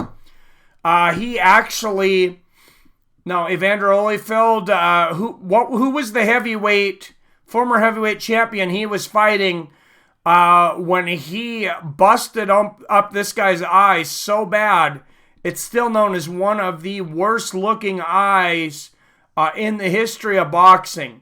It looked like he got hit in the eye socket with a sledgehammer. It was not Galata, Bowe, or Foreman. When you guys look up the picture on this, it is bad. You'll remember it's the worst worst eye I've ever seen. And John Los Cesaro, there you go. Hasim Rockman, he got it. 4,000 points for John Los Cesaro, and Haterade had it right behind him. Hector Camacho. People forget about Hector Camacho, man. But John Los Cesaro with another one. Yes, he did have a softball. That you guys thought Cowboys' eye looked bad this last year. We got time. I'm gonna bring up a picture for you guys of Hasim Rahman's eye against Holyfield.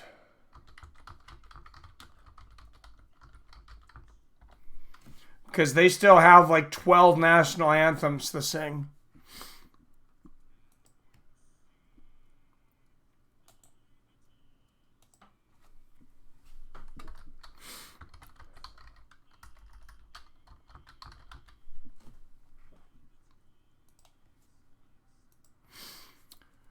No, they're singing our national anthem now, actually. And then we should be close. Should be close to this fight.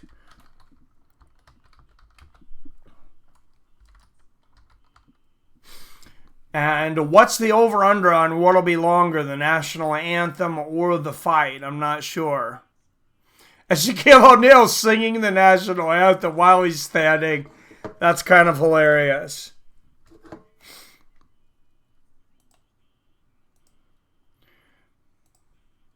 All right, guys, you got for those that haven't seen it, you want to see something ugly. This guy looks like an alien. This is Hasim Rahman's head. Vinny Lewis, 5 minutes from me. Nice. Oh, it was definitely from a butt, dude. Wasn't really his eye, though. More forehead. So it is his forehead. Well, that's not even the worst angle on it there, but there's a picture, though, of Hasim Rahman's head. Why go for eye when you can just smash a whole face like Sage's last opponent? Bad question. What's up? Take care. All right, Tyson Fury and Tom Schwarz coming up here. All right, for those in Canada, thank you, D. Brown, for letting everybody know it's on TSN over there. All right, and we'll get that ugly picture of Hasim's head off of the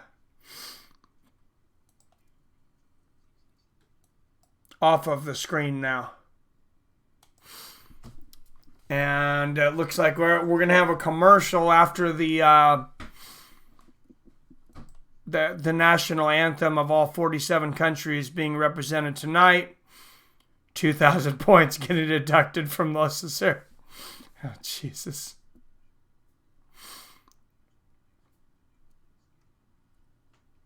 Eight had the rapper. Remember Jorge Paez? I do remember Jorge Paez. Adam from Allen. Yeah, it's definitely a hell of a knot. Yep, I remember that fight, man. That was crazy. Thank you, Ejad. Yes, happy Father's Day to all the fathers out there. Yes, Mitch Mack, Taryn Nelson, toast time. All right, I'm not even on the alcohol this week because I'm on antibiotics to get over the bronchitis I got from doing Ryzen a couple weeks ago with Billy. So, cheers with some LaCroix here. All familiar with the national anthem. Can we just let it go already? I hear you, PR. Can they come up with like a condensed version of the national anthems? You know, just something like a 30 second, 20 to 30 second. Don't drink, just smoke weed. Yeah, I don't think that's going to help bronchitis. I'd be screaming too much. All right, thank you, Mitch Mack. That's pretty much what I do, though. All right, we'll see if we can come up with one more trivia question here. before the next guy comes out, everybody go ahead and refresh your browsers. And 5, 4, 3, 2, 1. All right, guys, here we go. Muhammad Ali became the first ever 3-time heavyweight champion when he came back and beat this man in a rematch about a year after their first fight, where this guy beat Muhammad Ali. I believe he was only 7-0 going into that. Mitch Mack, it was Spinks. I should ask for a first name on that one because there's been a few. But it was Spinks, Mitch Mack, Leon Spinks.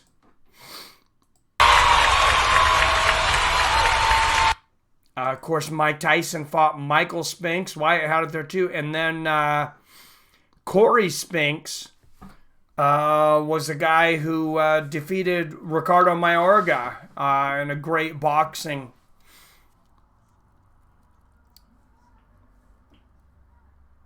Great boxing exhibition. What's up, Beef Stew? Bob Backlund.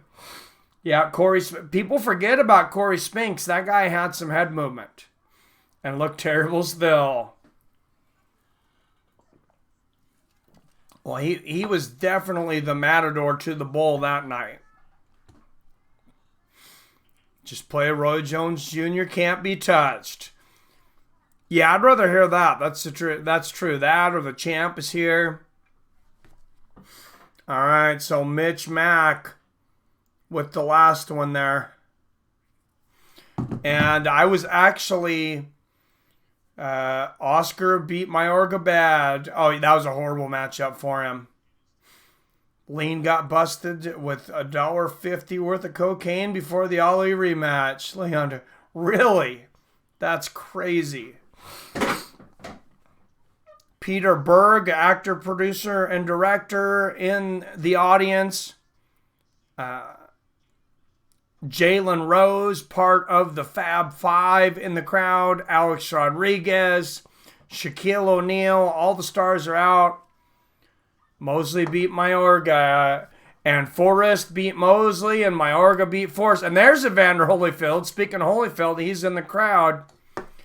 Rob Brandt, the WBA middleweight champion, in the crowd. The coach from Ballers. Tampa Bay Buccaneers defensive lineman Nakman Sung in the crowd. Maybe the best pound-for-pound king, Terrence Crawford, in the crowd. And here is Tom Schwarz finally making his way down to the ring. 25 years old, 6'5.5", 77.5-inch reach. He is the number 2 ranked heavyweight in the world by the WBO. Oscar's face during Mayorga beatdown was priceless. Pure joy. Crawford is definitely legit. Mayorga, you guys are educated. You guys probably know, but Mayorga ended up trying a couple MMA fights. I don't think he ever ended up winning, but he did end up getting in there. Combined record of last 5 opponents for Tom Schwarz, 66-4-1.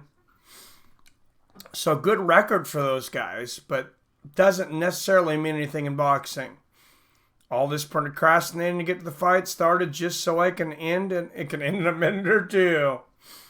Yes, it's time, and here comes the Gypsy King. The stars are out. The lights are out. And in a black cape, the lineal heavyweight champion of the world in the back posing for pictures before he makes his way to the ring. That's Lonzo Ball's father, LeVar, in the crowd. I doubt it. What's up, Eric McLeod? How's it going? He's pretty much everywhere, so he probably is. Anywhere he can put his, anything he can put his nose in that's not his business, I'm pretty sure LeVar is going to be there. What's up, Trevi McTrev?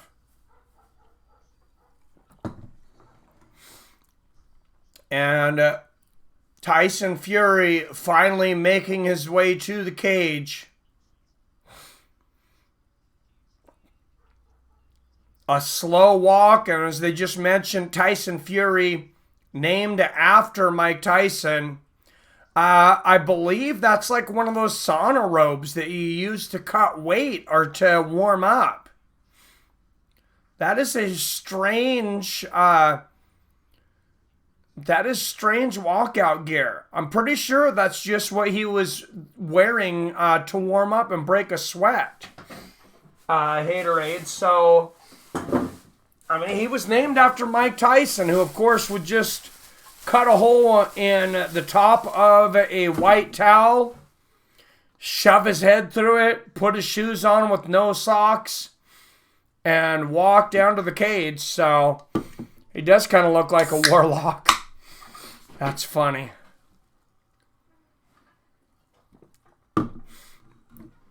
And they're playing the sirens here. They might be calling an ambulance here soon for Tom Schwarz. Would be nuts if Schwarz win. This fight won't last 3 rounds. Oh! Interesting. And now he pulls that black robe off, and underneath, Tyson Fury wearing the red, white, and blue Apollo Creed outfit. That is interesting, with some James Brown and Tyson Fury wearing the Apollo Creed outfit. Underneath that, he had the red, white, and blue Apollo Creed outfit, top hat and all. So that's what was hiding under that black robe. He has got to be hot wearing all that. And this crowd in Las Vegas erupts for the Gypsy King. Schwartz win, it would be bigger than Tyson Douglas. As far as odds, I'm sure he is. He is a real American, said Vermeulen, but he is from England. It'd be like the Hindenburg. Yeah, yes it would. And a little bit of history about the Hindenburg. Interesting listening to podcasts this week. I never realized, I guess the Hindenburg, it had written on it. Or no, excuse me, that's not the Hindenburg, it's the Titanic. But it was, anyways, the Titanic had written on the side of it, not even God can sink this. Well,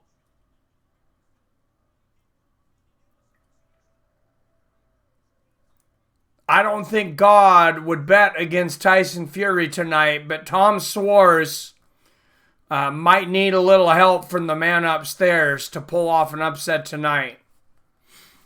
Schwarz can punch. Fury shouldn't sleep on him. Judges, Dave Moretti, Patricia Morris, and not Adelaide Bird. Schwarz can punch. Yeah, it's heavyweight boxing. Anybody can land a shot. I know, that is incredible, Wyatt. All right, guys. It is finally the main event of the evening. Fan of Tyson, but this could be a big upset. Could be if he sleeps on Schwarz, which he seems to be underestimating Schwarz. Schwarz isn't really a problem. I got safe money on Tyson. What was it, about 1,000 to 1 odds?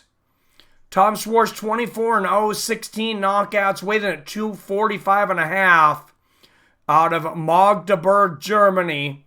7 knockouts in his last 10 fights. He is making his U.S. debut. 24-0 with 16 knockouts. The challenger, the WBO Intercontinental Champion,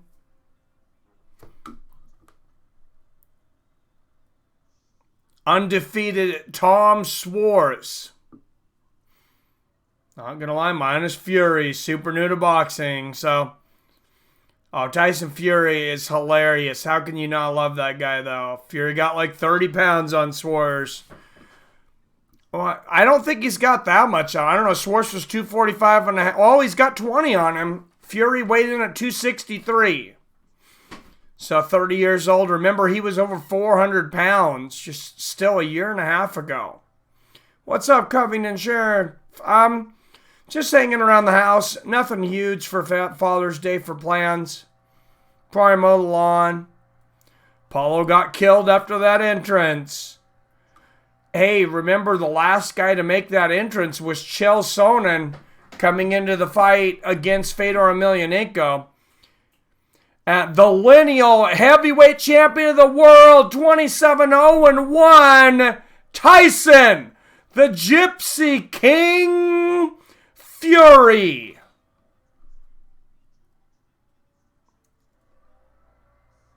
Referee will be Kenny Bayless. Fury bouncing up and down, already talking. Schwarz mocking him as he has through much of this presser. Starts bouncing up and down like Fury, and Fury stops. They do touch gloves. And here we go for the lineal heavyweight championship of the world. Bayless was a referee for the first Tarver-Jones fight, for De La Hoya versus Mayweather, Pacquiao versus Hatton, Mayweather versus Pacquiao, Kenny Bayless, veteran referee. And here we go, Tom Schwarz versus Tyson Fury. Let's get it on. Beginning of the first round. Fury already landing a jab here.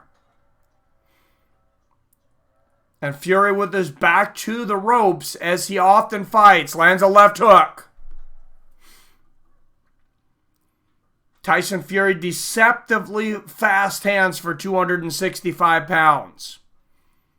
Lands a straight left. Fury first round knockout, he said during presser. Really? Double jab for Fury. And Schwartz with a left hook there, blocks a left hook from Fury. Jab to the body for Fury. You got to wonder. Double jab from Fury. Oh, and a big right over the top from Tom Schwarz. Counters in between shots from Tyson Fury. Tom Schwarz knows how big this upset would be. Double jab and a right hand from Tyson Fury, and a left hook lands for Schwarz. A big 1-2 from Fury.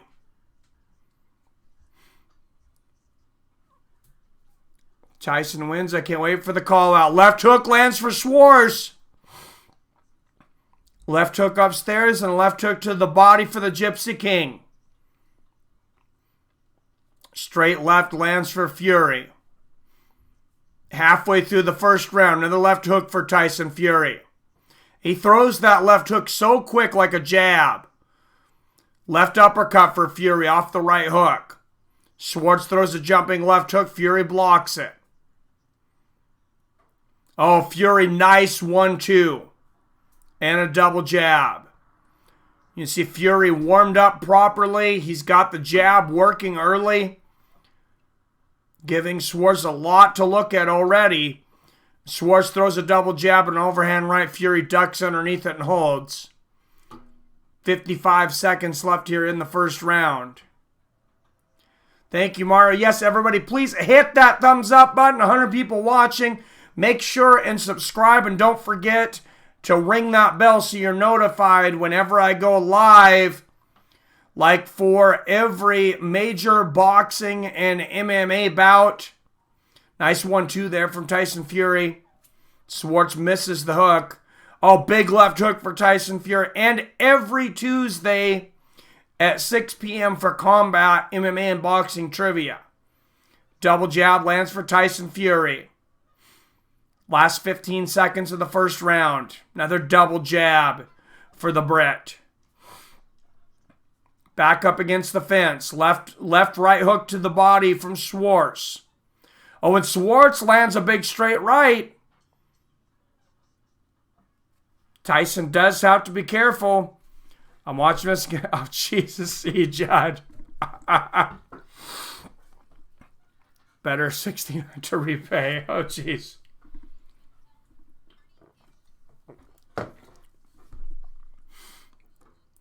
Wow.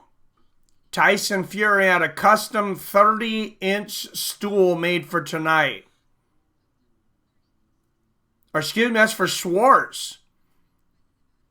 They had to have that. It's twice as tall as a normal stool almost.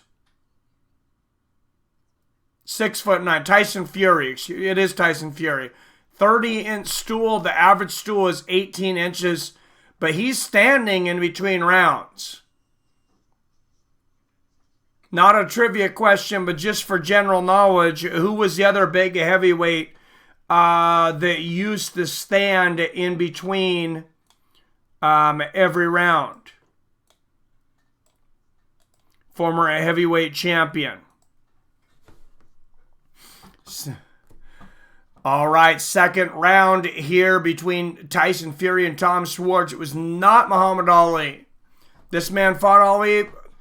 There you go, Haterade. And Seth Sullivan's got it. Was George Foreman. Oh, nice. Straight right and a right uppercut lands for Tyson Fury. That was a hard uppercut.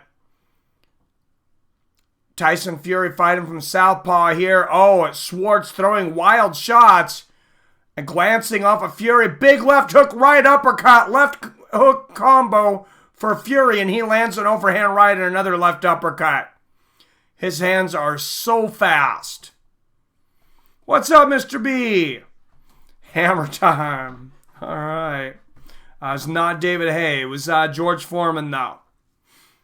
Nice straight right there for Fury and a left hook. Big left hook snaps the head back of Schwartz, but Schwartz lands a big left hook, and both men are warring. Hooks and uppercuts from Fury. Big left and right hooks from Fury, and this crowd is standing in Las Vegas.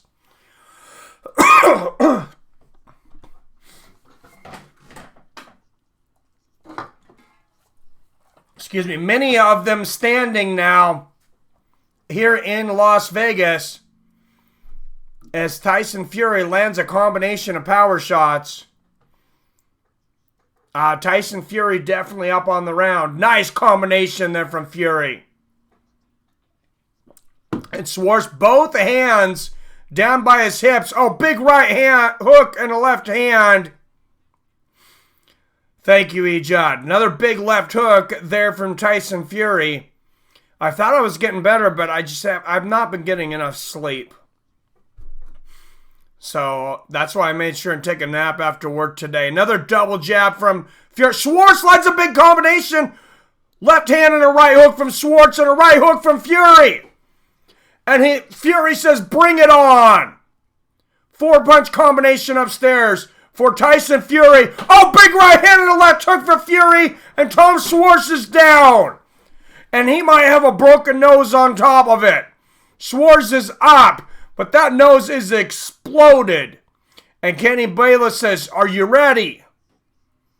And 20 seconds left. Tyson Fury has to finish Schwarz. And he is landing bombs to the head and the body. Hooks, uppercuts. Kenny Bayless looking in close. Big right hooks. And it's all over. With 7 seconds left in the second round, Tyson Fury does his part to secure the rematch with Deontay Wilder.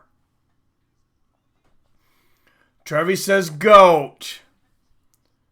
Wow, that was incredible hand speed, though, from Tyson Fury. Incredible boxing. Nap and forget the Bills. Good for you. Well, I can't forget the Bills. Still a lot of work, but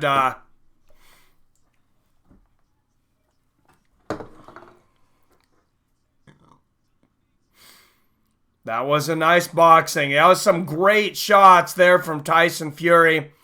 And let's see if he's going to make a call out. He always has entertaining interviews. Who will Tyson Fury call out afterwards? Remember, Deontay Wilder has to win his next match to secure that rematch. And he has a much tougher fight in Luis Ortiz, who knocked Deontay Wilder down twice in their first fight. Deontay Wilder, down on all cards in the 9th round, came back from being on the floor twice to knock Luis Ortiz out. And Royal Pain with the donation. Thank you, sir.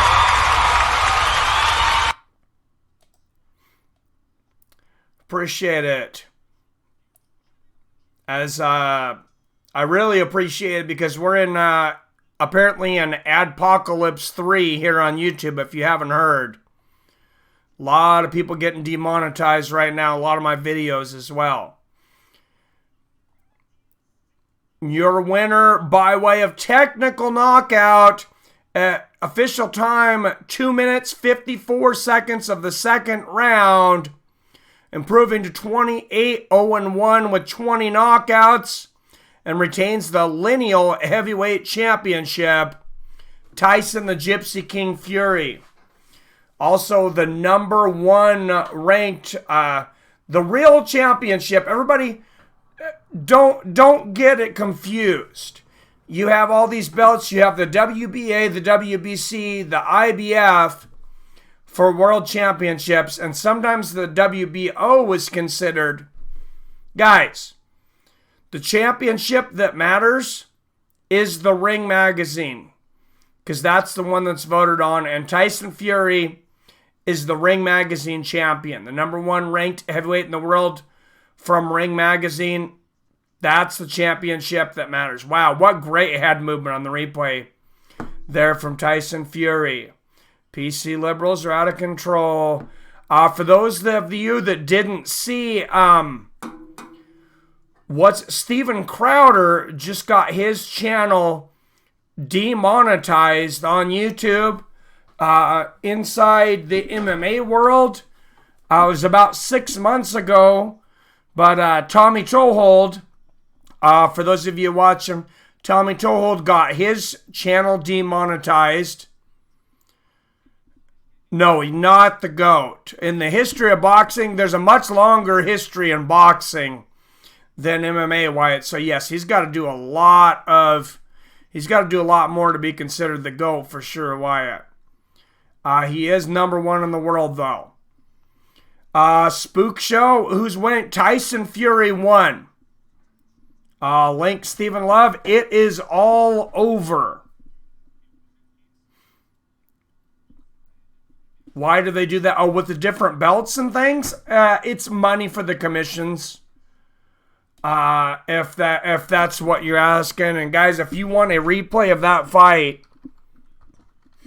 I'm going to have it up. I'm pretty sure I'm going to have the knockout. I should be able to have it on my Twitter immediately.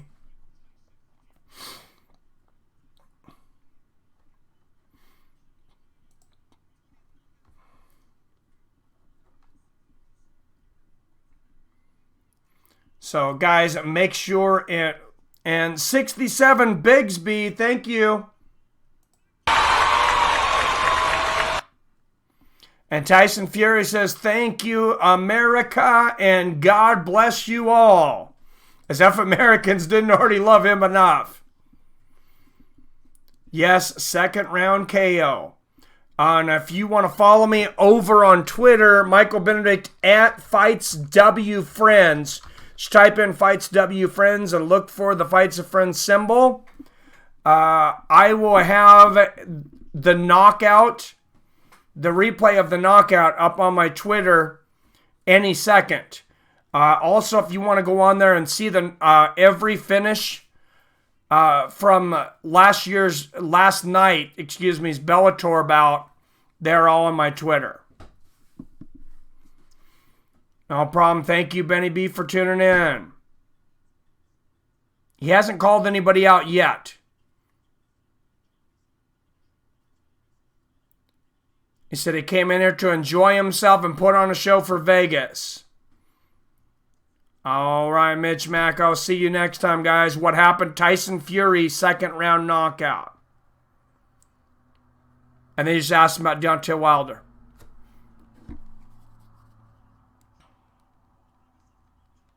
He says, thank you for Top Rank for putting on a great show.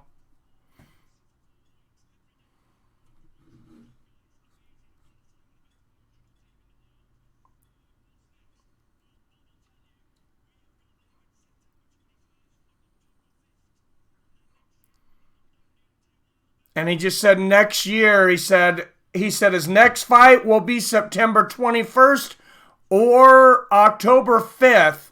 So he wants one fight in between while he fights. And then he said he's going to hunt down Deontay Wilder. So one more fight for Fury. And if Deontay Wilder can get past Luis Ortiz. And Tyson Fury now singing again in the center of the ring to his wife. Reminiscent of after he knocked out Vladimir Klitschko. What a character. Oh, wow. He does not have a good singing voice. For those of you that can't hear this, be thankful for your ears. Please, joystick, do not. All right, have a good one. Be our Longhorn. Guys, any second, I'm working on it. I will have the replay of the knockout. Sports fans to feel. And he says, God bless America.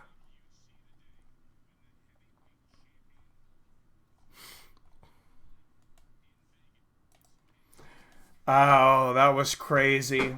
Singing Aerosmith. All right, and I got it, guys.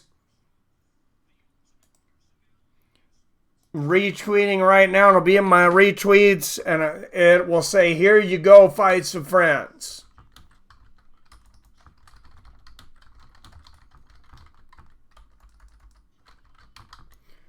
Gotta love the age of social media. Oh, actually, this is just a head movement one. If you go to @FightsW Friends right now, you're going to see some highlights of Tyson Fury's head movement. I'm going to try to get...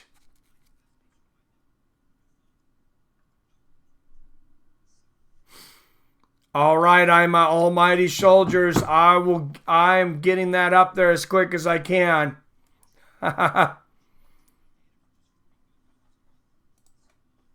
Make sure you follow me. Show replay here and now, please. I can't show it on here. I'll literally get a 90-day streaming suspension from YouTube if I put it on YouTube, which is just stupid. What was horrible? Fury has to meet Trump. Epic. Oh, jeez. But for whatever reason, you can put it on Twitter and you can get away with it. So...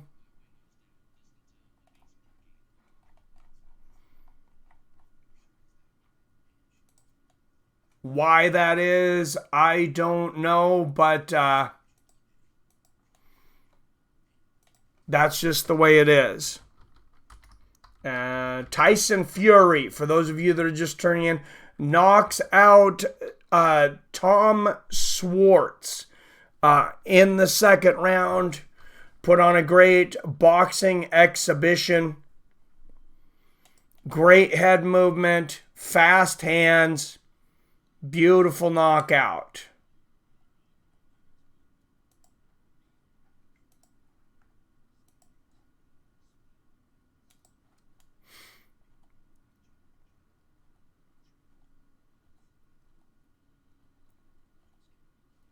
All right, and in any second,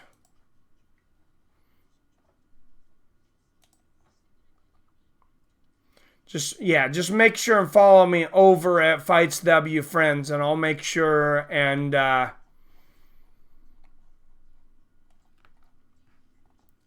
have the knockout up there soon.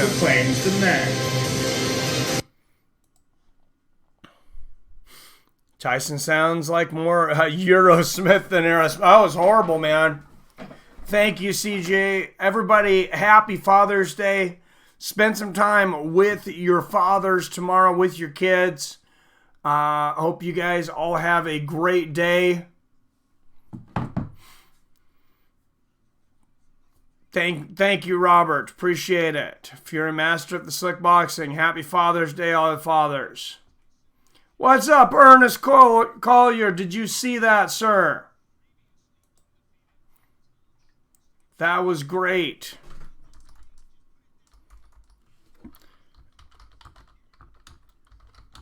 And why do we have Stephen A. Smith commentating boxing again, though? Can we have this guy stick to basketball? God, same thing with Ariel Helwani covering basketball. We got to stop this. Wow, in the second round, Tyson Fury landed 33 of 70 power punches. Wow.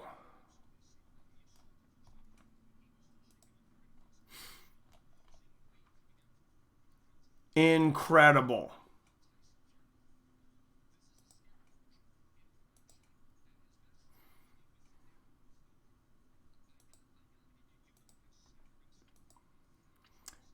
Incredible. That was, to be fair, I think Ariel covered basketball before MMA.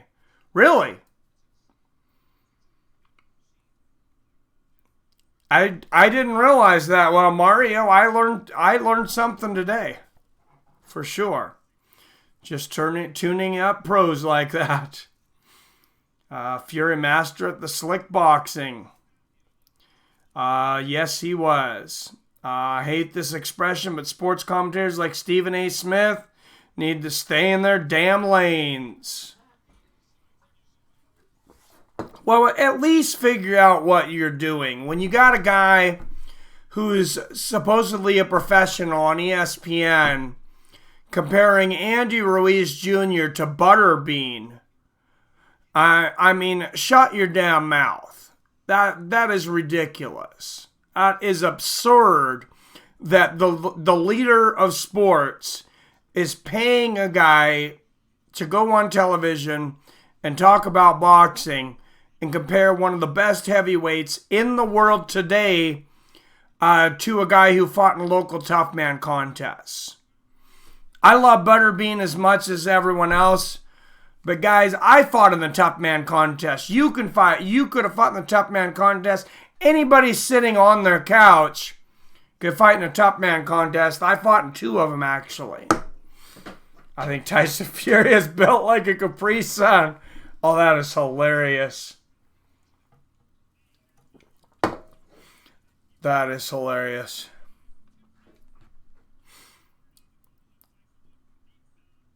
Tim Bradley. Max Kellerman, that is a true boxing analyst. The fact that they have Stephen A. Smith sharing a desk with the great Max Kellerman, that's kind of a sin. What's up, Jeremiah79? Garbage fight. Great hand speed, great power from Tyson Fury, though. I thought it was entertaining while it lasted.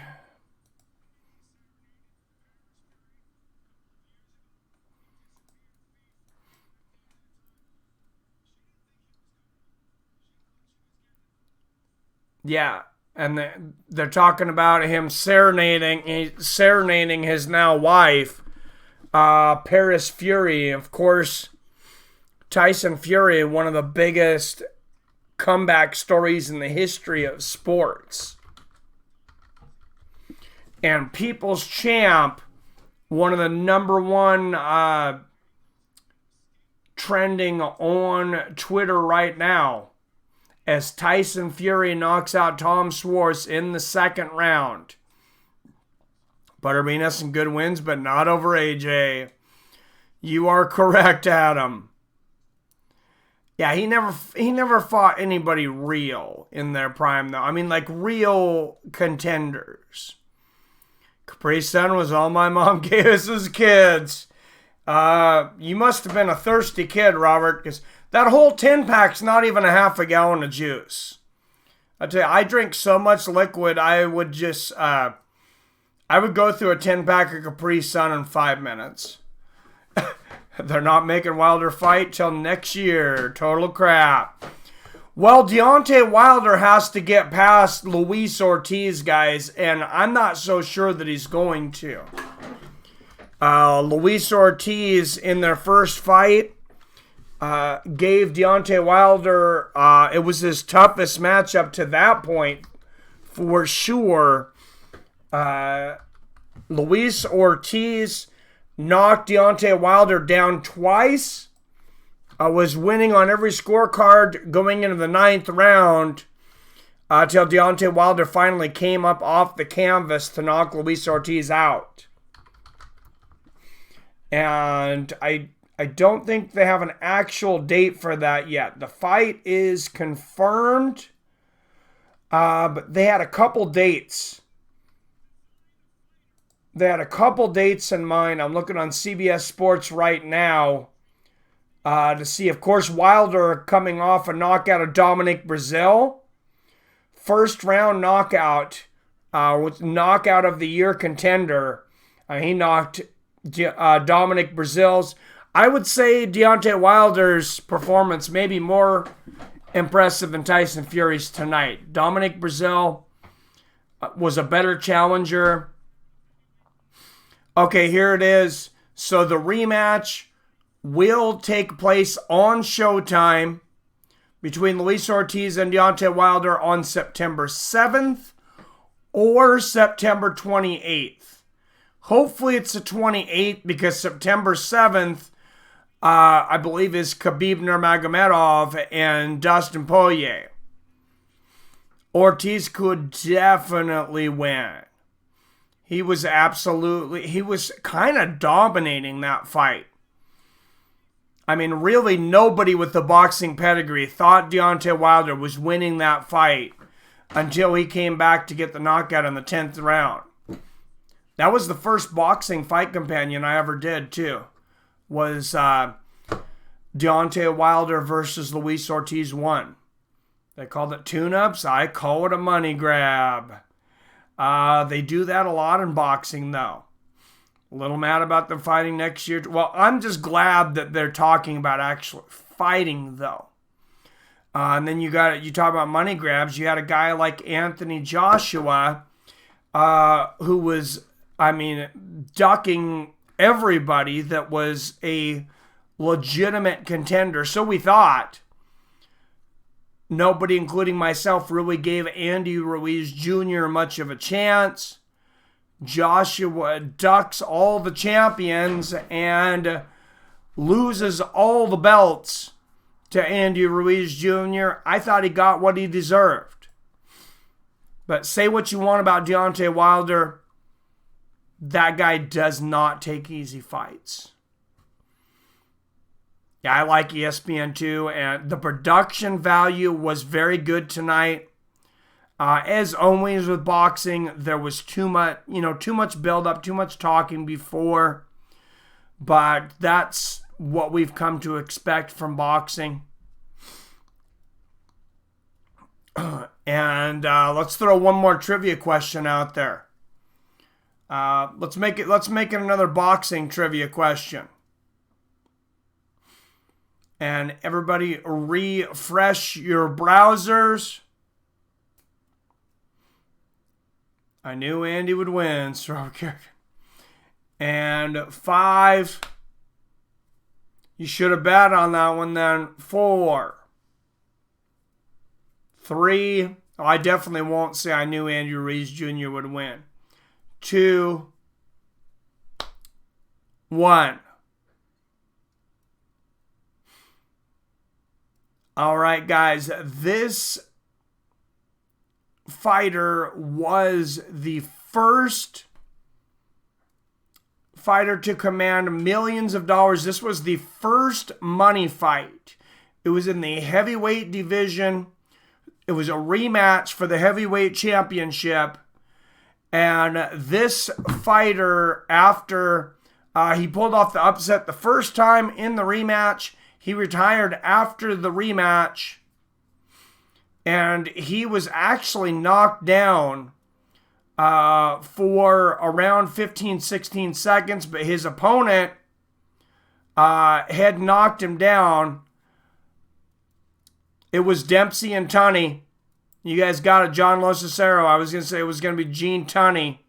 You guys got it. Dempsey and Tunney, great job. John Locicero, nobody was going to come and get him. He was 4,000 points before that one. We'll give Quincy the 1,000 points on that one. Riddick Bowe versus Evander Holyfield. For those of you that haven't watched it, if you want something to watch tonight, look that up. I'm not sure if that trilogy is on YouTube, but if it is, definitely look it up. Frazier versus Foreman. Yeah, Foreman literally lifted Joe Frazier off of the ground. That was crazy. I watched that knockout again not too often. If you have ESPN Plus, that fight's actually on there right now. There's a lot of Muhammad Ali and Mike Tyson fights. And the Joe Frazier versus George Foreman fight is on there. So check that. It's not very long. I want to say, I think it was a second round knockout.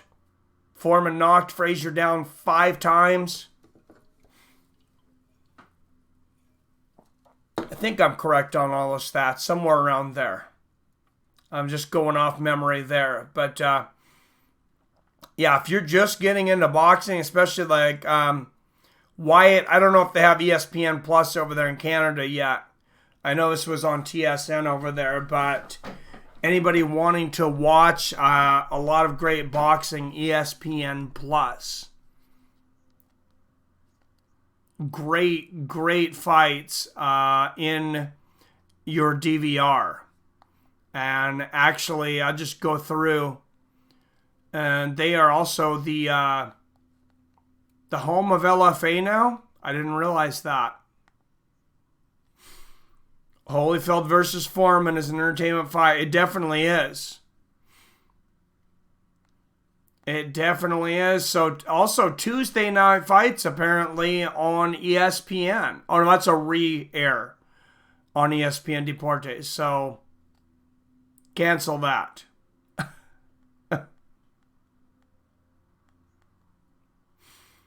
Riddick Bowe versus Galata. Those are good ones. Manny Pacquiao versus Juan Manuel Marquez. 1, 2, 3, and 4. All 4 fights are on ESPN. Right now, the Mayweather-Pacquiao fight re-airing on there.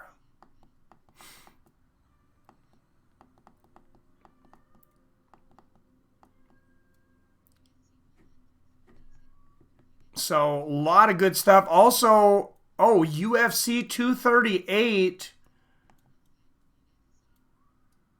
I'm guessing you have to pay for that. Event you're trying to watch is not available for purchase on. Okay. So, 238 is not up yet. Just the prelims on ESPN Plus. I thought that would be a bit early. Never watched Pacquiao versus Mayweather. Yeah, it's on ESPN Plus now. Honestly, I think there's a better way to spend an hour of your time.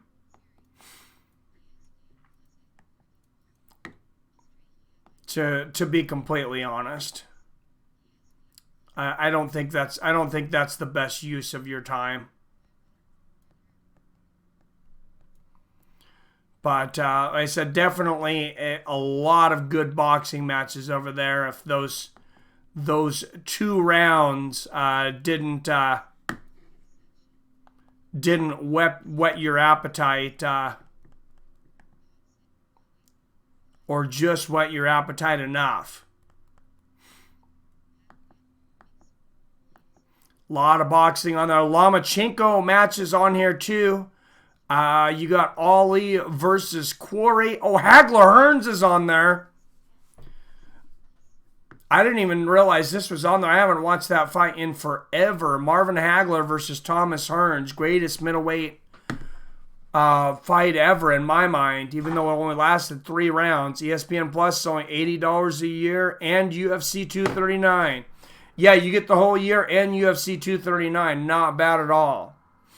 Yes, Tommy Morrison was John Wayne's nephew. You are right. And Dempsey versus Tunney, too, is on here. Speak of a devil. I've actually never seen that fight. I know it's pretty old. I've only read about it. I don't think I've ever actually seen it. So if you want to see the original Dempsey versus Tunney 2, that fight is on here on ESPN Plus, as well as Duran versus Leonard 2.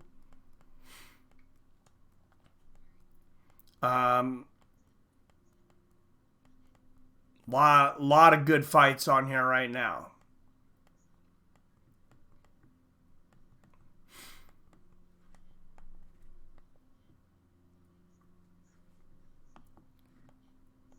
Yeah, they definitely have a lot of good fights and a ton of UFC matches on there. If you've never seen or you want to watch it again, Khabib versus Conor McGregor, that's on there right now. Morrison partied too much.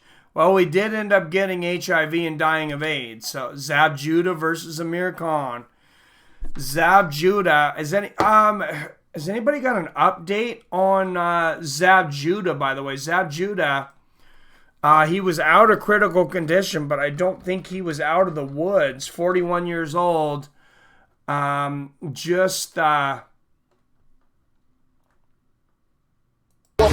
Creed. So he just got out of the hospital. He was injured badly in his last match.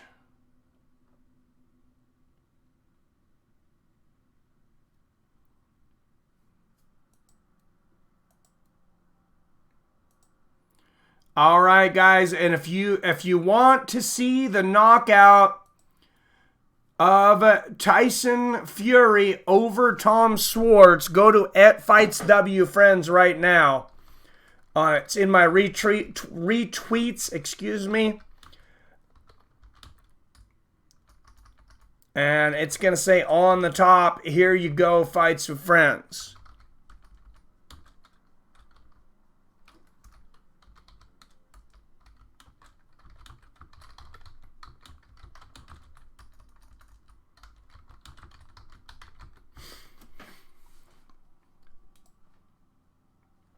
All right, the knockout is on there now. So follow me @FightsW Friends.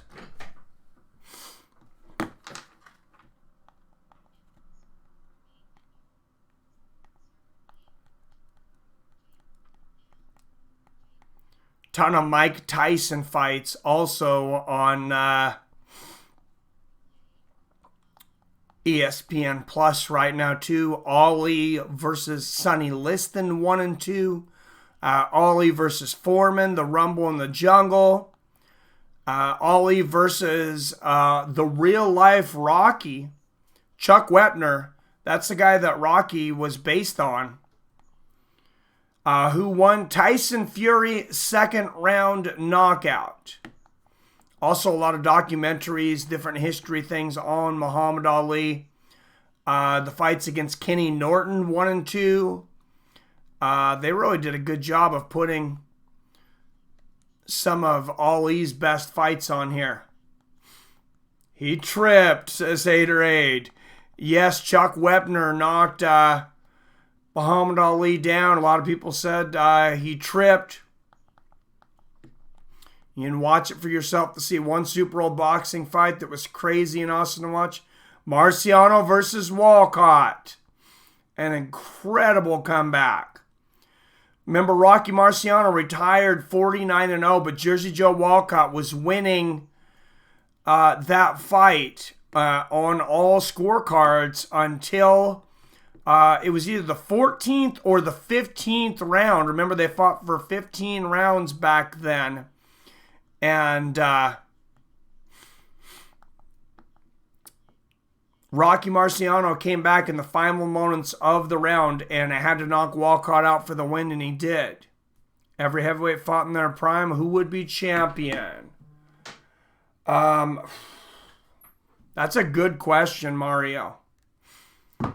You got to look at styles make matchups. Like I talk about, I mean, Vernon Forrest defeated Sugar Shane Mosley twice. Now, Sugar Shane Mosley will undoubtedly be in the Boxing Hall of Fame. Unfortunately, God rest his soul, Vernon Forrest will not be in the Boxing Hall of Fame. After the two fights lost to Sugar Shane Mosley, everybody thought he was a tactician, lost twice in a row to a wild, sloppy fighter, one of my favorites, but definitely not a tactician, Ricardo Mayorga. So it's really hard to say. A lot of people think that George Foreman going undefeated into the fight with Muhammad Ali, that they put in Zaire, that somebody put something in his water. He said he felt like he was drugged. I don't know how much there was to that, but there's been a lot of shady moments in boxing. Remember Ali when he fought Sonny Liston. Sonny Liston, in between rounds, put Lisamin or lye, some kind of substance on his glove that blinded Muhammad Ali. And then just recently, within the last decade, I can't think of the fighter, but they found out that a fighter was loading his gloves. And I can't think of who it was. Might have been somebody more famous was also loading their gloves, though. And I cannot think of who. I can't think of the name. I can picture him. I'm gonna see if I. Oh, and he fought Miguel Cotto, and I believe he was found to have loaded gloves against Cotto.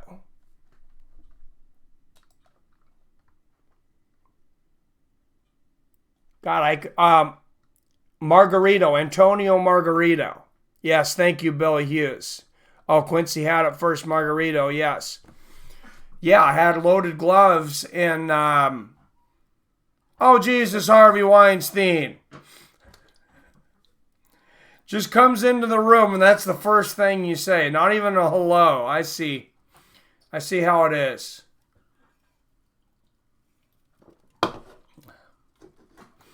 You better get me in that movie. I did things that I won't repeat on here for that. Thank you, Bill Hughes.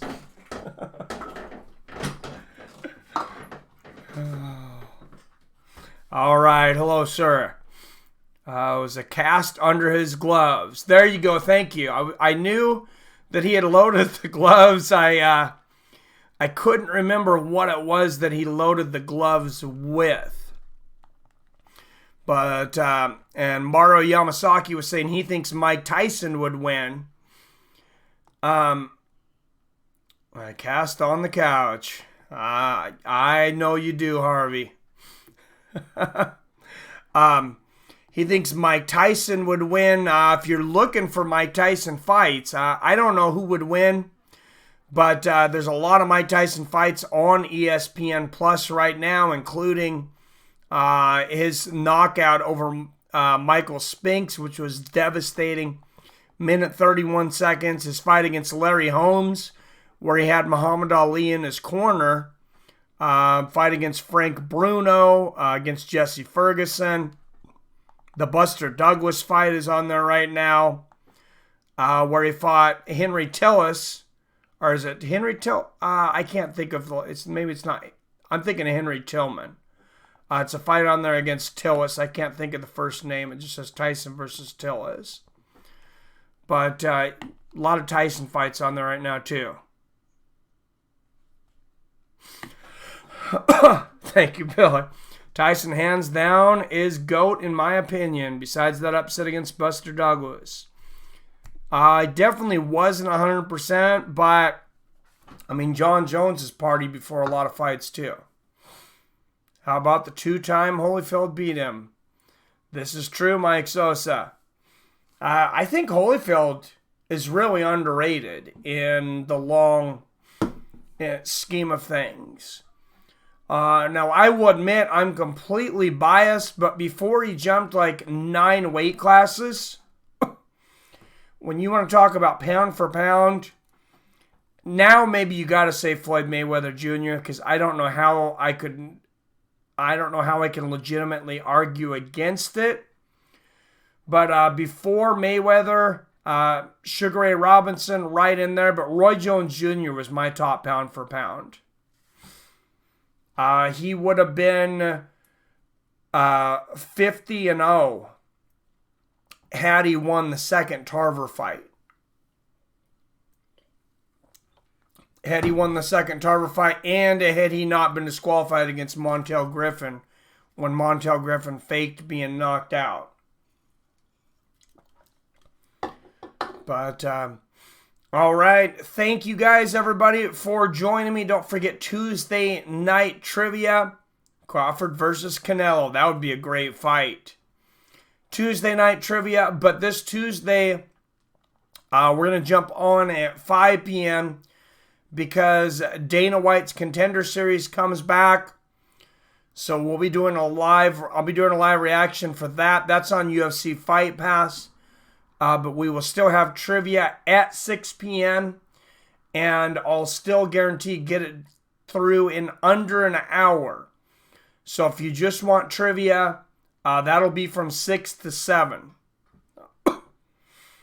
And then if you ever miss trivia, I'll pin the comments on the top with the time of when the first question is asked and when the last question is asked. I'm going to try to condense the time on that trivia and then have more talk maybe before and after. So people if you miss the trivia, then you can go back and try it for yourself and you don't have to watch, a 2-hour stream. I'll try to make it concise. All right, guys. Thank you again, like I said, for tuning in. Everybody, all the fathers, a happy Father's Day tomorrow. Spend time with your father. Spend time with your kids. Go on ESPN Plus and watch some more boxing because I don't think that... I'm not full after that. As always, I love you. I respect you. And I'll see your fine asses later.